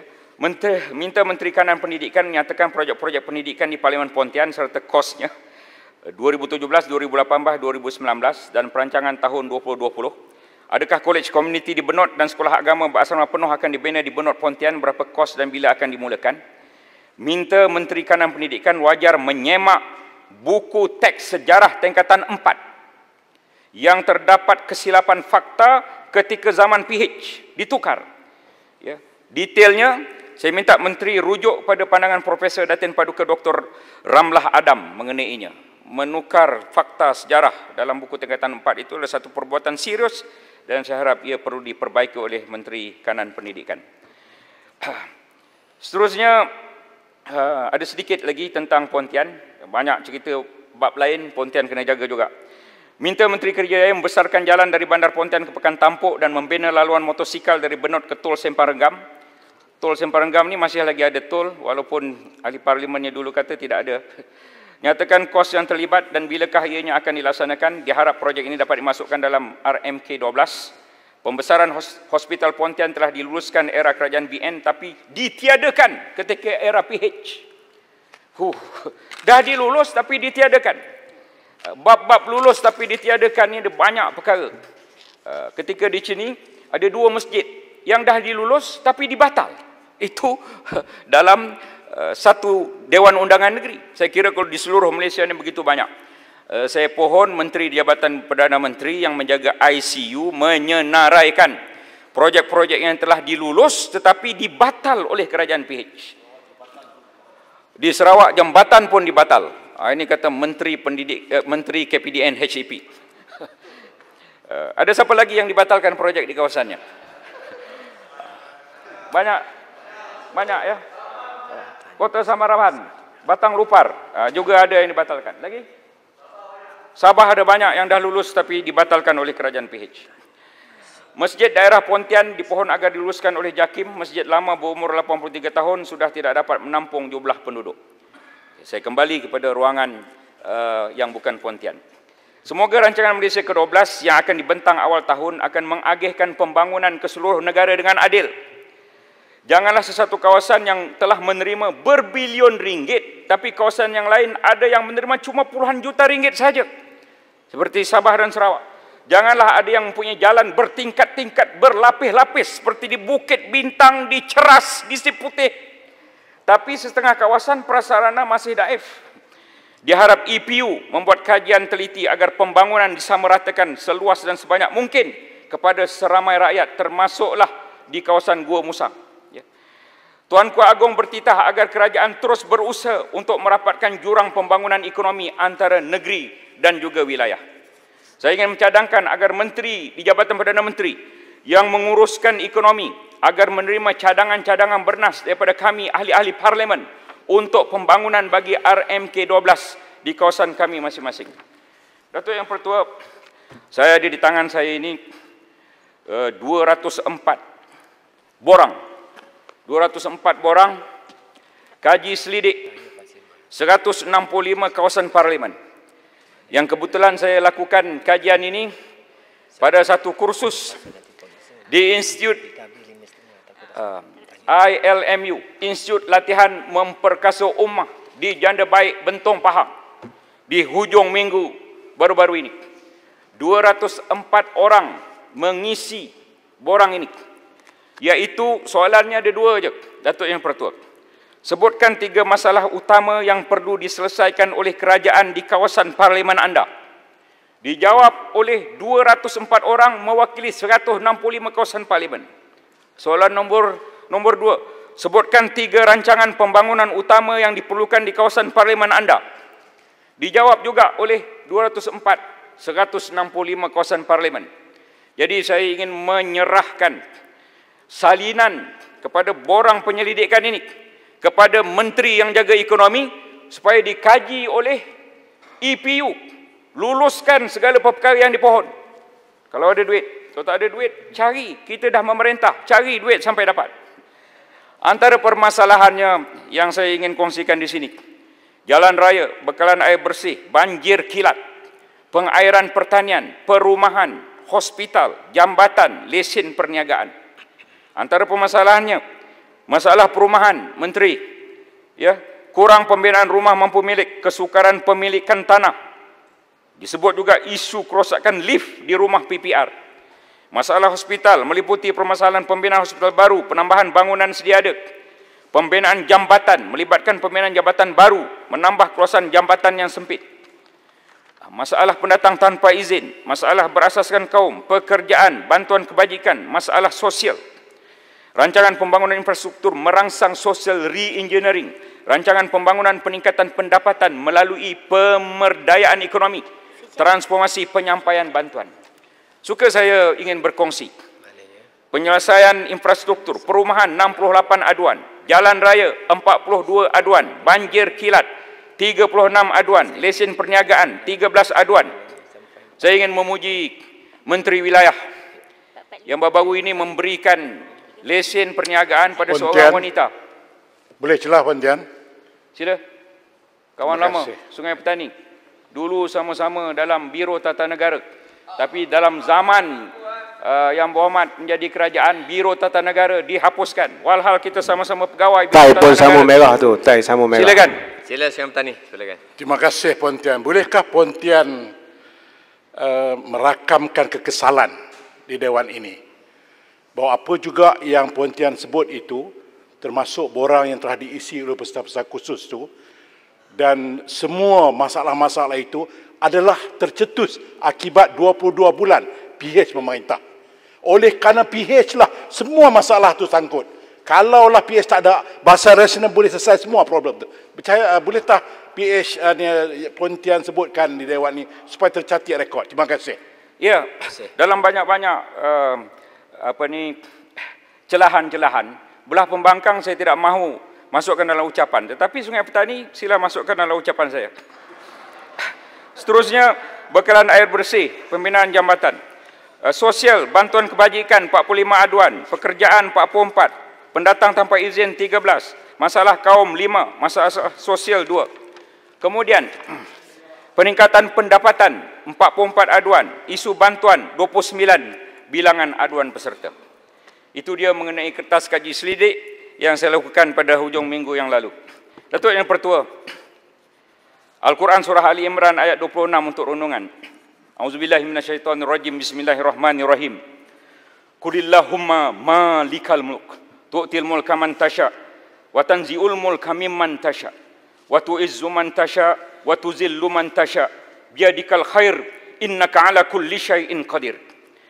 Katakanlah wahai Muhammad, wahai Tuhan yang memiliki pemerintahan, Engkaulah yang memberi pemerintahan kepada sesiapa yang Engkau kehendaki, dan Engkaulah yang mencabut pemerintahan daripada sesiapa yang Engkau kehendaki.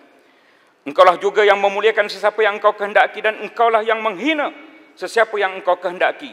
Dalam kekuasaan Engkaulah adanya segala kebaikan. Sesungguhnya Engkau maha berkuasa atas segala sesuatu. Ayat ini memberi peringatan pada semua kita sebagai tonggak kepada pemerintahan bahawa kuasa yang maha besar ialah Allah SWT yang boleh memberi dan mencabut pemerintahan. Yang berhormat Marang boleh mengesahkan apa yang saya sebut ini. Datuk Yang Pertua, maka saya nukilkan sebuah gurindam untuk renungan.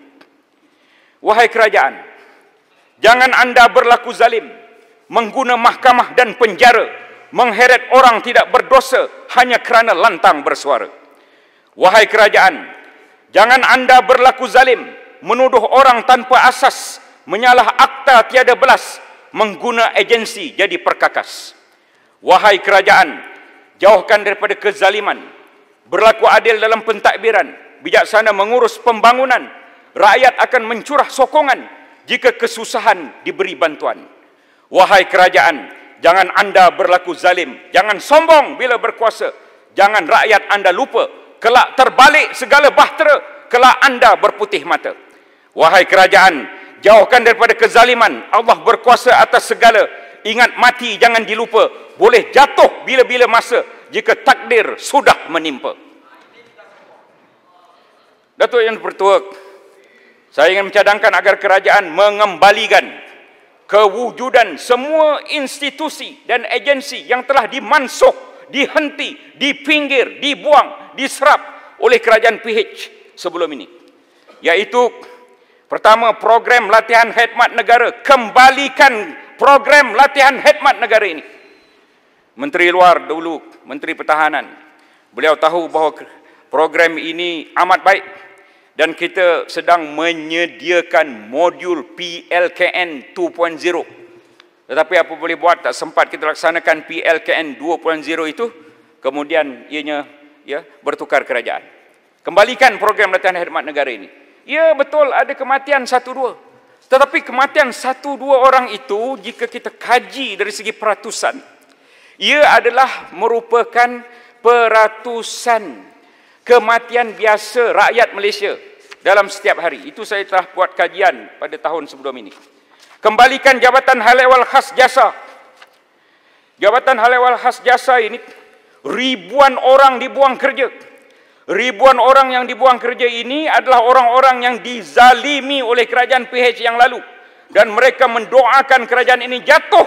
Maka doa rakyat yang dizalimi itu tidak ada hijab sampai ke hadrat Allah SWT, maka jatuh kerajaan PH kerana membuang pekerja dan juga ramai pegawai-pegawai Jabatan Hal Ehwal Jasa ataupun Jabatan Hal Ehwal Khas Jasa. Kembalikan serantau Felda Jabatan Perdana Menteri juga diberhentikan dan ditransfer ke jabatan-jabatan lain. Kembalikan. Mereka ada tugas-tugas tertentu di Felda Jabatan Perdana Menteri itu. Kembalikan kewujudan Biro Tata Negara Jabatan Perdana Menteri. BTN Jabatan Perdana Menteri. Apa salah Biro Tata Negara Jabatan Perdana Menteri ini sehingga ia dilupuskan dan ditiadakan sehingga kini? Saya harap Jabatan Perdana Menteri, mungkin Alo Gajah, ya, Menteri Tugas-Tugas Khas, ya, kembalikan Biro Tata Negara ini. Kita ada banyak camp. Di semua negeri kita ada camp. Nama camp itu ialah camp bina negara. Apabila kita sebut perkataan camp bina negara itu, kita ingin memasukkan peserta-peserta dalam camp itu untuk membina negara. Oleh kerana itu, ia perlu dikembalikan Biro Tata Negara ini. Kembalikan juga sistem berpencen kepada penjawat awam yang baru. Sistem pencen dihentikan pada penjawat awam yang baru. Ini semua kerja-kerja, ya, kerajaan PH yang lalu. Ada seorang profesor di sebuah universiti, saya tak nak menyebut. Saya diberikan oleh seseorang, beliau menyenaraikan 365 kesalahan kerajaan PH dalam 365 tahun pertama kerajaan PH memerintah. Tiap-tiap hari disenaraikannya kesalahan-kesalahan. Ada pada saya. Kalau siapa-siapa minat boleh jumpa lepas ni. Datuk Yang Pertua, saya juga ingin mencadangkan agar jika dahulu ada yang bantah SOSMA, POKA, POTA, akta hasutan, tetapi telah terbukti akta-akta ini berguna untuk negara. Jangan disalahguna, maka teruskanlah kewujudannya. PDRM perlu hidupkan semula. STAG, STAGG, STAFOC, STAFOC dan STING, iaitu pasukan taktikal khas anti maksiat, judi dan gangsterism, pasukan khas jenayah terancang dan pasukan khas taktikal narkotik. Semuanya dibuat ketika Bagan Datuk Presiden. Ketika Bagan Datuk menjadi Menteri Dalam Negeri, tetapi semuanya dihentikan. Datuk Yang Pertua. Datuk Yang Pertua perasan atau tidak? Perkara ini dihapuskan dan dilupuskan. Tetapi sekarang Pak Goh dah jadi Perdana Menteri, saya minta Pak Goh menghidupkan semula STAGG, STAFOC, STING ini. Saya minta Pak Goh menghidupkan semula dan Menteri Dalam Negeri. Sila Bagan Datuk. Yang Mohd Pontian, dengan izin Tuan Yang Bertua. Ketika unit khas ditubuhkan, termasuk SOSMA, POTA, POKA dan sebagainya, kadar jenayah ketika itu menurun ke tahap 42%. Dan di dalam keadaan yang begitu, pada hemat saya, ianya tidak ada agenda politik apabila unit-unit tersebut ditubuhkan. Apatah lagi pembesaran PDRM daripada 8 jabatan kepada 10 jabatan. Artinya, fokus diberikan kepada pembenterasan jenayah. Itu sebabnya, sekali lagi saya sebut, 42% kadar jenayah turun. Yang Mohd Pontian, adakah Yang Berhormat Pontian bersetuju selain daripada cadangan tadi, supaya agensi-agensi atau badan-badan, unit-unit di bawah PDRM tadi diperkukuhkan dan diwujudkan semula. Ianya harus dilihat bahawa fokus PDRM sebagaimana disebut oleh rakan-rakan kita dahulu harus kepada pembenterasan jenayah supaya rakyat keseluruhannya merasa selamat. Dan mereka yang mahu melabur di dalam negara juga merasakan bahawa negara kita bukan negara polis atau police state. Dan pada waktu yang sama, harus ada CCTV high definition yang dipanggil sebagai tracking high definition CCTV supaya kadar jenayah dapat diturunkan dengan penguatkuasaan tanpa adanya polis yang beruniform, tetapi pada waktu yang sama penjenayah dapat ditangkap dalam tempoh yang paling singkat kerana adanya alat-alat yang canggih yang saya sebutkan tadi. Terima kasih Bagan Datuk. Sila. Terima kasih Bagan Datuk. Saya harap Menteri daripada Larut yang sejawatan dengan saya, sama-sama Setiausaha Agung harap mendengar apa yang disebut oleh Bagan Datuk ni. Kadar jenayah turun 42%. Satu rekod saya kira. Ketika itu, apabila kita ada Sosma Poka-Pota dan juga Stafox Sting dan juga apa yang disebut CCTV high definition itu amat perlu. Dan saya harap 8 ke 10 jabatan itu terus diadakan dan mudah-mudahan dia akan membantu kita. Sila. Sedikit je, Grik. Terima kasih. Berkaitan dengan Kementerian Dalam Negeri, kita mendapati semasa PH memerintah, rasa hormat rakyat kepada pasukan keselamatan agak rendah. Bagaimana kita nak mengembalikan balik? Seolah-olah anggota keselamatan ini serupa anjing kerajaan. Dan pelbagai lagi tomahan yang dibuat.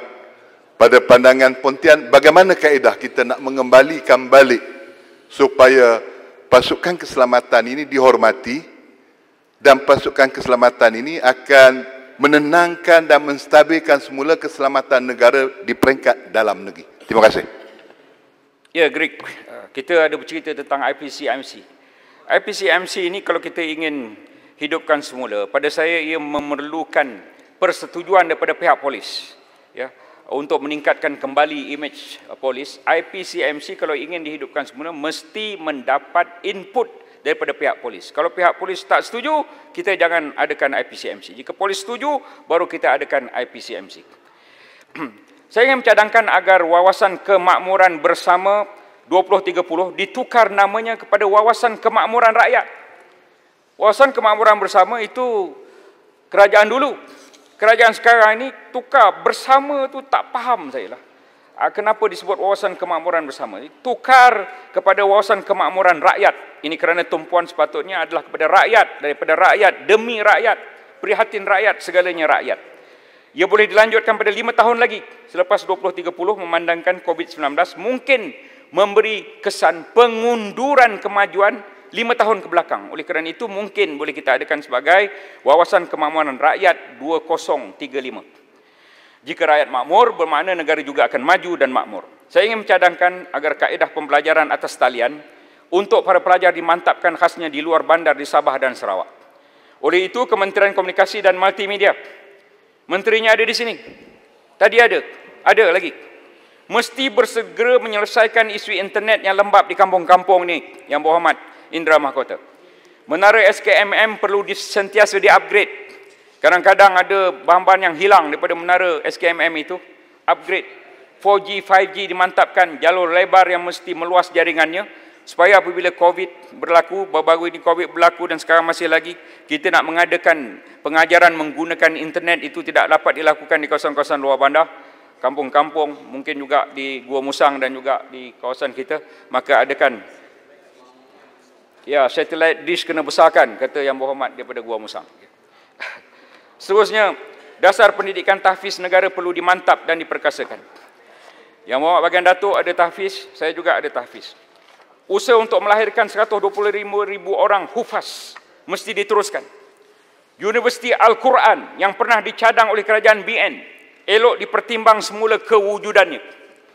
Para hufaz yang dapat dilahirkan mestilah mengambil SPM Kalau para hufaz tidak mengambil SPM, pastikan para hufaz mengambil SPM dan boleh berpeluang melanjutkan pendidikan di universiti agar menjadi profesional yang memiliki ilmu di dunia ketika yang sama dada berisi Al-Quran. Cadangan oleh Kementerian Wilayah, JAKIM, Perbadanan Putrajaya, MAWIP dan Yayasan Restu untuk membina perkampungan Al-Quran, iaitu Quran Village di Precinct 14 Putrajaya adalah sesuatu yang mulia dan eloklah disegerakan pelaksanaannya. Saya ingin mencadangkan agar satu revolusi pendapatan, revolusi ekonomi besar-besaran dibuat agar rakyat semua kaum mempunyai pendapatan median bulanan isi rumah, dengan izin median monthly household income sebanyak RM8,000.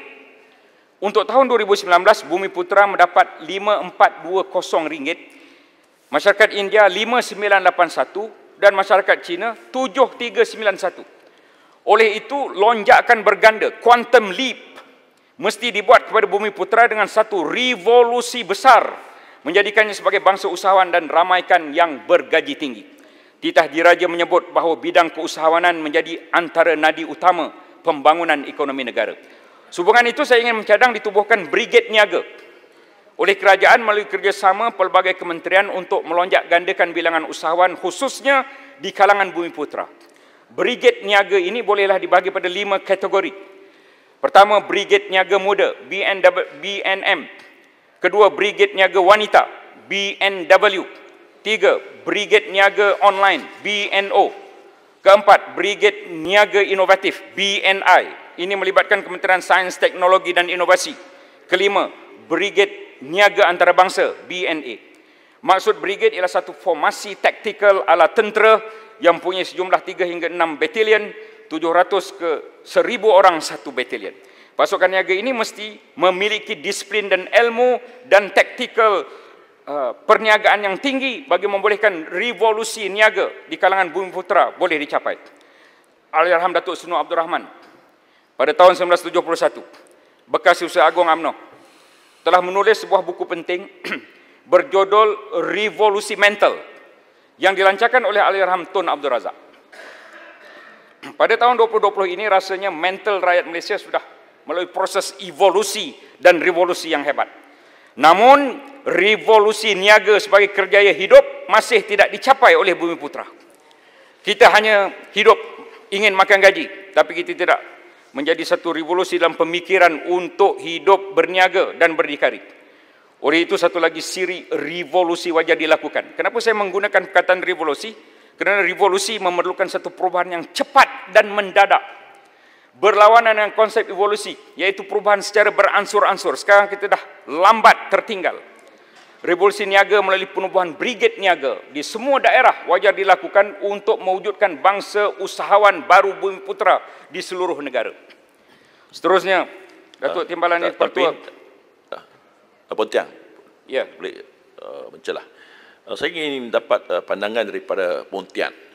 Memandangkan di negara kita ini, orang Melayu dan Bumi Putra, aset utama yang mereka ada, yang lain-lain bangsa tidak ada, ialah tanah yang begitu luas sekali. Bolehkah Pontian bagi cadangan bagaimana orang-orang Melayu dan Bumi Putra melalui perniagaan pun ataupun apa jenis kita kata tindakan yang boleh mereka lakukan agar tanah-tanah ini dimajukan ataupun digunakan sepenuhnya untuk melonjakkan pendapatan orang-orang Melayu dan Bumi Putra. Terima kasih, Bros. Sila, Pontian. Terima kasih, Bros. Saya ingin bertanya kepada Kementerian mengenai tanah ini. Berapa banyak tanah reserve Melayu yang masih ada? Dan setiap tanah reserve Melayu yang digunakan untuk pembangunan mesti diganti di tanah tempat lain. Itu Kementerian Tanah tolong jawab. Menterinya ada di sini.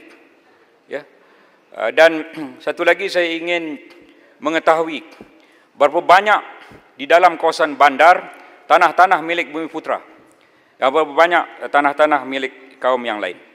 Kerana di dalam Malaysia ini peratus rakyat 70% Bumi Putra, 22% masyarakat Cina, 7% masyarakat India, 22 campur 7 rupa 9, satu lain-lain, 22 campur 7 campur 1, 30%, dan campur 70% masyarakat Bumi Putra. Jika kita majukan masyarakat Bumi Putra, mencontohi masyarakat Cina yang begitu hebat dalam perniagaan, saya kira negara ini akan maju dengan lajunya dibanding dengan kadar yang ada sekarang. Oleh kerana itu, terima kasih Buruas menimbulkan perkara itu. Ingat soalan saya, ya Menteri, berapa banyak pemilikan tanah Reserve Melayu yang masih tidak diganti apabila dilaksanakan pembangunan di atas tanah itu, sedangkan Reserve Melayu wajib diganti apabila telah digunakan. Pontian belum jawab soalan saya. Maksud saya ini, bangsa-bangsa lain terpaksa berniaga kerana mereka tak ada tanah. Jadi orang Melayu ada tanah, itu kelebihannya. Jadi apakah cadangan Pontian supaya orang-orang Melayu boleh menggunakan land bank ini yang begitu besar? Sebenarnya orang-orang Cina kalau dia ada tanah, dia lagi suka. Berniaga ini bukan senang. Jadi maksud saya ni, mereka kadang-kadang terpaksa berniaga kerana tak ada tanah untuk dikeluarkan hasil. Jadi bolehkah Pontian bagi cadangan bagaimana orang-orang Melayu dan Bumi Putra ini boleh kita tolong supaya pendapatan mereka akan melonjak melalui tanah-tanah land bank yang begitu besar, banyak yang terbiar. Terima kasih. Tanah-tanah yang besar. Masih salah. Boleh? Masih salah. Sila. Yang Muhammad Pontian. Tadi kita mendengar daripada Buruas mengatakan bahawa tanah Melayu, tanah orang Melayu ni banyak berbanding dengan orang Cina. But apa nilai dia? What is the value? Di Kuala Lumpur ni tanah Cina punya, walaupun 1 ekar, tapi bersamaan dengan beratus ekar, 1000 ekar tanah orang kampung. Jadi, bukan soal banyak, soalnya nilai. Nilai tanah. Nilai tanah yang dimiliki oleh orang Cina jauh berganda-ganda lebih tinggi daripada tanah orang Melayu.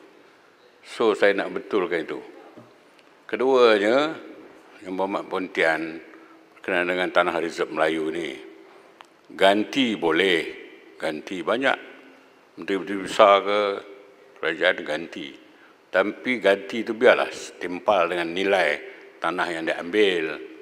Jangan diganti dengan tanah jauh ke dalam hutan sana atau di cuk-cuk kampung yang mana nilai ini tidak sama dengan nilai tanah yang diambil di bandar-bandar itu.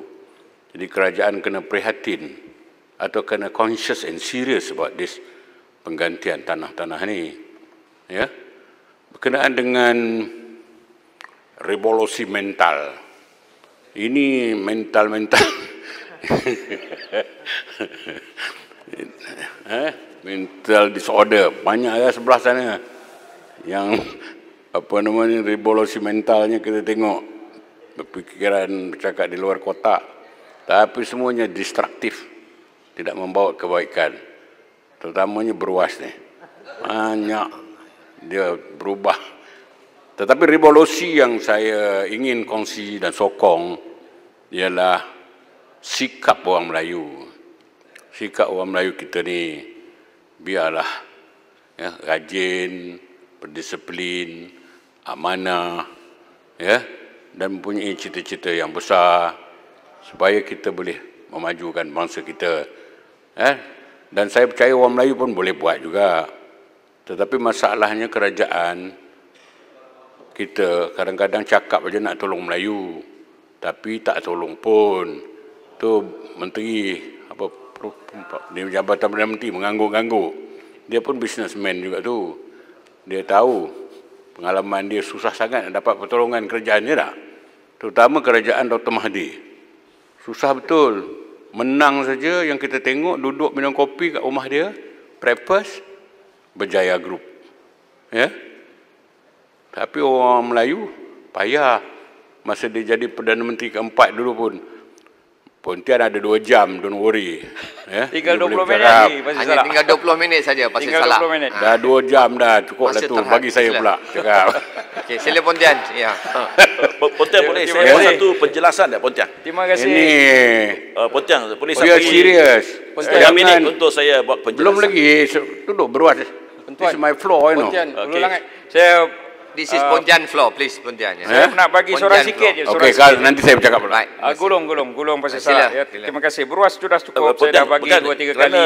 Hulu langat hari tadi saya sudah bagi cukup. Pontian, saya tahu. Hulu langat Pontian. Hulu langat sekejap lagi. Terima kasih. Saya mengambil tentang tanah orang Cina. Sebenarnya orang Cina bukan duduk di pekan. Dulu memang banyak pekan-pekan kecil di Malaysia tak ada pekan. Orang Cina tak ada tanah, terpaksa berkumpul. Kemudian dari perkumpulan itulah pekan-pekan timbul. Jadi ramai yang silap. Orang Cina duduk di pekan. Jadi tak perlu nak ajar saya sejarah. Saya tadi salah kata orang Cina punya tanah dia mahal. Itu tak betul.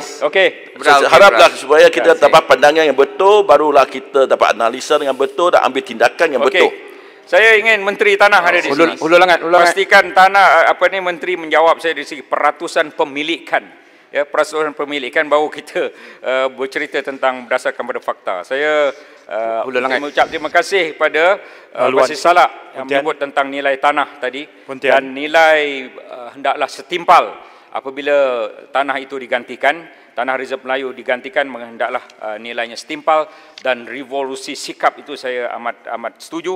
Saya tahu pada masyarakat bukan Melayu, terutama masyarakat Cina, segenggam tanah itu seumpama segenggam emas dan mereka memang inginkan sangat tanah-tanah itu. Jadi saya ingin tahu data dan faktanya. Pontian, Hulu Langat. Terima kasih. Hulu Langat. Sila Hulu Langat dulu, sila. Timbalan Speaker, sahabat saya Pontian, saya ingin bertanya kepada Pontian, sejauh mana Pontian merasa kebimbangan terhadap kajian yang dibuat oleh seorang pensyarah UiTM di Perak, Dr. Muhammad Hasnul Hafiz, yang mengatakan bahawa tanah Reserve Melayu di Terengganu telah turun di bawah paras 1%. Dalam kajian lain menunjukkan 0.03% reserve tanah Melayu yang sepatutnya 12 hingga 15% di Terengganu itu telah kurang sehingga 1%. Siapakah yang kelemahan ini boleh berlaku? Terima kasih. Okey. Menteri, ambil perhatian. Mohon laluan, Pontian. Seterusnya pendapatan garis kemiskinan, PGK. Pontian. Mana baru? Kulim. Oh, sikit. Sahabat lama. Ni dulu pun sama juga satu tim tapi dia lari. Terima kasih banyak. Sila, Kulim mana baru. Baik. Terima kasih Pontian. Isu tanah Reserve Melayu ni Pontian, bila British bagi kemerdekaan pada kita dan pemimpin kita menggubal perlembagaan persekutuan, rumuskan. Dia masukkan dalam perkara 89 perlembagaan persekutuan berkenaan dengan tanah Reserve Melayu. Jadi itu British masukkan, dia tinggalkan dan kita buat perlembagaan. Saya buat search yang segera ni. Dalam banyak-banyak data, saya tertarik dengan Profesor Datuk Dr. Nik Muhammad Zain. Nik Yusof, dia dulu KSU di Kementerian Tanah. Ya. Dia sebut, hari ini sedang kita berbahas ni Pontian ya, tanah Reserve Melayu ni cuma tinggal 3.6 juta hektar sahaja. Daripada asalnya 12.8 juta hektar. Seluruh tanah Melayu, itu je yang tinggal. Maknanya tinggal 20%. Dari sudut politik Pontian, sejak tahun 57 sampailah Mei 2018, hal ini berlaku barangkali kerana DAP merintah, saya ingat. Ya, saya ingatlah ya. Ataupun sebab 22 bulan Pakatan Harapan menjadi kerajaan. Terima kasih. Ya. Dah cukup. Jadi dah. Saya tahu boleh Pontian masukkan sebahagian ucapan Pontian? Kulim Bandar Baru dia memang sinis. Terima kasih. Saya tahu yang mana fairly, yang mana tak fairly. Kita lama dah hidup. Ini perkara yang perlu diambil perhatian oleh Menteri. Tambahkan lagi tanah Reserve Melayu. Dan untuk kita menyelesaikan masalah kemiskinan yang saya akan sebut sebentar lagi, nanti saya akan beri cadangan. Pendapatan garis kemiskinan PGK isi rumah telah dinaikkan daripada RM980 kepada RM2,208, menjadikan jumlah isi rumah miskin meningkat daripada 16,653 kepada 405,441 isi rumah, iaitu daripada kelompok 10% terbawah isi rumah. Apakah yang perlu kerajaan lakukan terhadap mereka? Tuanku bertitah sebagai pemimpin ahli yang berhormat hendaklah menjiwai keluh kesah rakyat dan membela nasib rakyat, terutamanya termasuklah dalam isu kemiskinan. 405,441 isi rumah baru menjadi miskin. Saya ingin mencadangkan supaya Tanah Reserve Melayu diwujudkan untuk memberi mereka Felda 2.0. 405,441 isi rumah ini tanpa mengira kaum. Tak kira dia Melayu, Cina, India, Iban, Kadazan, Dusun, Sabah, Sarawak, Semenanjung.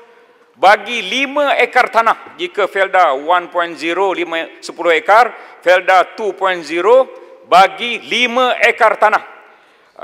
Tadi disebut oleh Kuliah Bandar Baru 36 juta hektar tanah. Daripada 12.8 juta hektar tanah. Naikkan kembali hektar tanah Reserve Melayu itu dan bagi kepada mereka yang miskin ini. Tanpa mengira kaum. Kalau di situ ada masyarakat India, Cina, Bumi Putra, bagi belaka. Ya, 405,441 isi rumah, 10% yang terbawah ini bagi mereka tanah Felda 2.0. Hendaklah diwujudkan. Saya ingin mencadangkan agar 2 orang anak dalam setiap keluarga itu diambil menjadi anak angkat kerajaan. Bagi dipastikan mereka diberikan pendidikan dan kemahiran tinggi. Kemudian 2 anak yang berjaya itu diberikan pekerjaan bergaji tinggi atau menjadi usahawan berjaya yang dapat mengeluarkan keluarga berkaitan. Lebih 500,000 juta itu terlepas daripada putaran ganas kemiskinan. Program istimewa ini boleh dinamakan sebagai Keluarga Prihatin Nasional KPN sesuai dengan program besar kerajaan Bantuan Prihatin Nasional BPN. Keluarga termiskin yang sebelum ini didaftar dalam senarai e-Kasih boleh didaftar dalam senarai e-Prihatin. Mereka perlu diberi bantuan khas terutama latihan untuk peniaga kecil dan diberi lesen khas DBKL atau lesen Majlis Perbandaran dan Daerah. Sabda Nabi Muhammad SAW diriwayatkan oleh Abu Naim, kemiskinan itu dekat dengan kekufuran. Nabi Muhammad SAW dalam hadis riwayat Abu Daud, Nasa'i dan Ahmad berdoa yang bermaksud, Ya Allah, sesungguhnya aku berlindung denganmu daripada kekufuran dan kefakiran. Dan aku berlindung denganmu daripada azab kubur. Tiada Tuhan melainkan engkau. Saya beri peluang kepada Pasir Putih untuk membaca matannya dalam bahasa Arab. Doa yang saya bacakan tadi. Silakan.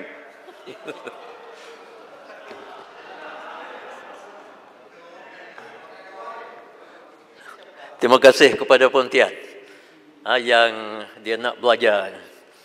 Dia dalam bahasa Arabnya yang pertama tadi doa daripada Nabi sallallahu alaihi wasallam, Allahumma inni a'udzubika minal kufri wal faqri. Wahai Allah, aku pohon perlindungan daripada kekufuran dan juga kemiskinan. Yang kedua iaitulah hadis Nabi sallallahu alaihi wasallam dalam bentuk doa, kadal faqru ya'udu ilal kufri. Kadangkala kefakiran itu boleh mendorong manusia menjadi kufur. Terima kasih. Ya, terima kasih Pontian kepada Pasir Putih. Pontian, Gua Musang tadi, Gua Musang ada berpesan pada saya. Pontian, Tanah Reserve Melayu Pontian, yang hilang itu hendaklah diganti di tempat yang wajar. Pontian, minta izin dan mencelah. hendaklah banyak di kawasan-kawasan bandar dan juga pekan-pekan yang bernilai tinggi. Jangan ganti Tanah Reserve Melayu di hutan-hutan. Pontian, minta izin mencelah. Janji dengan saya tentang Pontian, perkara itu. Datuk Yang Dipertua, Pontian, jiran, membasmi kemiskinan hampir 1/2 juta isi rumah di negara ini adalah satu jihad besar. Pontian, Jihadul Akbar. Jihad besar. Betul Jihadul Akbar, Pasir Putih? Betul ya? Betul. Pontian, minta izin mencelah. Membasmi kemiskinan 1/2 juta isi rumah di negara ini adalah satu Jihadul Akbar. Pontian, yang mesti diperjuangkan oleh kita dan kerajaan pada setiap hari, bulan dan tahun-tahun yang mendatang. Pontian. Minit. Okey. Sila Simaringam. Tak ada. Tuan Yang Dipertua, saya ingin membuat pembetulan terhadap bacaan doa oleh Pasir Putih tadi, yang mana hadis yang pertama itu yang merupakan doa yang kita baca biasanya di tahiyat akhir lah. Tadi Pasir Putih mungkin terkejut bila disergah oleh Pontian yang doanya dibaca, Allahumma inni a'udzubika minal kufri wal faqri. Ya Allah, aku berlindung daripada kefakiran dan kekufuran. Tapi ada tambah lagi belakangnya, wa a'udzubika min azabil qabri, dan aku berlindung daripada azab kubur. Terima kasih. Terima kasih Tuan Ketua. Ingat apa kebendanya. Ini Dewan Ketua Dewan Ulama, silakan. Dia itu, saya bagi beberapa saat. Sebenarnya dia tidak ada sambungan tu. Dia itu adalah hadis yang lain. Hadis yang lain. hadis yang dibacakan oleh Pontian tadi merupakan, Pontian boleh bacakan semula terjemahannya? Tak, biar Pontian bacakan terjemahannya. Bukan. Pontian bacakan terjemahannya. Dia itu adalah terjemahan yang digabung. Hadis itu dia berbeza sebenarnya. Tapi dia minta dibacakan matan untuk kedua-duanya. Matan hadis tak boleh ikut terjemah. Terima kasih. Dia terjemah kena ikut hadis. Kita minta Pontian bacakan terjemahan. Lepas ni dua-dua boleh 9 minit di luar Dewan. Pasal putih pakar. Ni hadis sahih ke apa ni? Sahih. Pengkaji hadis. Okey. Kita terima yang itulah. Yang akhir. Sila Pontian Yang rumuskan. akhir dalam 9 minit ini saya ingin menimbulkan satu isu besar, iaitu isu tabung haji. Kenapa sehingga hari ini 2 tahun berturut-turut laporan keuangan tabung haji sepanjang PH pemerintah 2018-2019 tidak dikeluarkan dan dibentangkan di Parlimen? Apakah keuangan tabung haji diaudit? BN yang dituduh macam-macam tidak pernah gagal membentangkan laporan keuangan yang diaudit setiap tahun yang berakhir Disember. Kegagalan tabung haji mengemukakan laporan tahunan sepanjang 2018-2019 waktu PH pemerintah jelas melanggar Seksyen 5, 7, 8, 9 Akta 240 Statutory Bodies Account and Annual Report dengan izin. Mesti dibaca bersama Seksyen 26 Akta Tabung Haji. Macam mana boleh announce hibah apabila akaun belum atau tidak diaudit? Sekali lagi ia bertentangan Seksyen 22 Akta Tabung Haji. Kenapa sehingga hari ini sukuk yang diterbitkan oleh untuk memindahkan aset-aset tabung haji kepada urus harta jemaah sendirian berhad UJSB tidak jamin oleh kerajaan? Akibatnya, tiada jaminan UJSB boleh membayar segala pulangan dan mendapat nilai aset terjual pada penghujung tempoh matang sukuk tersebut, iaitu penghujung 7 dan 9 tahun lagi. Surat rasmi tabung haji bertarikh 3 Disember 2019 kepada urus harta jemaah sendirian berhad UJSB yang ditandatangani sendiri oleh Nik Muhammad Hashuddin Yusof, pengarah urusan kumpulan merangkap ketua pegawai eksekutif tabung haji, mendedahkan bahawa Menteri Agama pada waktu itu telah meluluskan pengecualian hak penolakan pertama, first right of refusal, bagi 18 aset hartanah tabung haji yang telah dipindahkan ke UJSB. Dengan bahasa mudah, Menteri pada waktu itu telah menggunakan kuasa yang diperuntukkan di bawah Akta Tabung Haji 1995 untuk melepaskan hak tabung haji membeli semula aset hartanah bagi membolehkan semua aset tabung haji tersebut dilelong kepada pihak luar. Jika ini benar-benar dilaksanakan, aset-aset hartanah tabung haji termasuk hotel-hotel tabung haji, tabung haji di beberapa lokasi strategik seluruh negara. Mantan Menteri ni bagilah. Prospek keuntungan tinggi akan hilang buat selama-lamanya daripada pegangan tabung haji. Tian bagi mantan menteri mencelah. Kerajaan Pakatan Harapan lepas menjual aset-aset milik tabung haji pada UJSB berjumlah hampir 10 bilion dengan harga 19.9 bilion atas dakwaan tabung haji mengalami Tian bagilah mantan menteri funding liability berjumlah 4%. Kita kena heret bekan menteri ke mahkamah. Silakan Tuan Speaker. Boleh jawab ketika saya mohon supaya perkataan lelong itu ditarik balik. Telah diganti Menteri ini saya mohon supaya perkataan di lelong itu ditarik balik sebab perkara tersebut tidak timbul sama sekali. Tuan Speaker, saya mohon kecuali menjual aset-aset seperti hartanah bernilai tabung haji pada SPV. Penjualan dibuat secara lambat. Saya nak kaitkan seluas 76,000 perkataan lelong itu saya minta tarik balik lah sebab bersamaan 76.2% tidak parliamentary. Keseluruhan tanah perladangan berjumlah 101,019 hektar. Setakat ini pahamkan pihak THP telah memasuki perjanjian penjualan saham. Tak berani bagi kita nak jelaskan, sabarlah. Menteri Agama ada situ, dia boleh tolong jawab. THP, YT, nah, Menteri Agama, laporan semua ada kat dia. Dan Maju Waris Mas Sdn Bhd yang melibatkan tanah perladangan seluas 9,018 hektar atau 11.8% dari jumlah keluasan yang mahu dijual di bawah program rasionalisasi aset THP. Beberapa persoalan perlu dijawab oleh Menteri. Menteri sekarang mesti menjawab mengapa ditukar juru nilai baharu sehingga penilaian harga jauh daripada nilai buku asal 300. Menteri lama nak mencelah tak bagi. Hanya kepada 122 juta. Heret Menteri ke mahkamah. Sekarang kena jawab, bukan Menteri dahulu. Menteri dahulu boleh jawab. Bagilah bekas menteri bercelah. Dalam ucapan beliau boleh jawab. Bekas menteri kekana heret ke mahkamah. Mengapa dijual kepada Tamako? Mengapa dijual kepada Tamako? Mengapa dijual pada Tamako pada harga 1.7 juta di bawah nilai buku hilang 210 juta dengan Tamako memperoleh diskaun perkataan lelong itu saya rasa itu tidak tepat. Sekiranya penjualan ini adalah bagi ini telah mengelirukan Dewan, Tuan Speaker. Kenapa dijual dengan harga sedemikian? Menggunakan perkataan di lelong itu sendiri dengan kadar sama atau lebih tinggi dari harga pasaran. Point of order, Tuan Speaker. Laluan. Boleh diteruskan. Bekas menteri boleh menjawab dalam masa yang kemudian. Mengapa dijual ladang-ladang ini? Jika kerugian inilah yang jual hanya sekali dalam tempoh 12 tahun. Yang sebelah sana yang jual kita selamatkan tabung haji. Dia kata kita lelong tabung haji, Tuan Speaker. Dalam 12 tahun. Mereka yang lelong tabung haji bukan kita. Sejak tahun 2006 hingga 2017, ia hanya rugi pada tahun 2018, iaitu selepas kejatuhan harga sawit era kerajaan PH. Mengapa dijual ladang-ladang sawit ini ketika harga sawit sedang memulih? Cost broke even TH. Even TH plantation adalah 2,200 per tan. THP rugi pada tahun 2018 apabila harga minyak sawit menjunam. Tetapi harga sawit sudah mencecah 2,900. Heret bekas menteri ke mahkamah. Mengapa Tamako yang dipilih membeli ladang-ladang tabung haji? Bukankah sepatutnya segala penjualan aset kepada pihak luar swasta semolehnya melalui proses tender supaya THP mendapat nilai yang boleh bagi laluan? Pontian tak berani nak bagi laluan ni. Bagi laluan lah. Yang diumum baru-baru ini.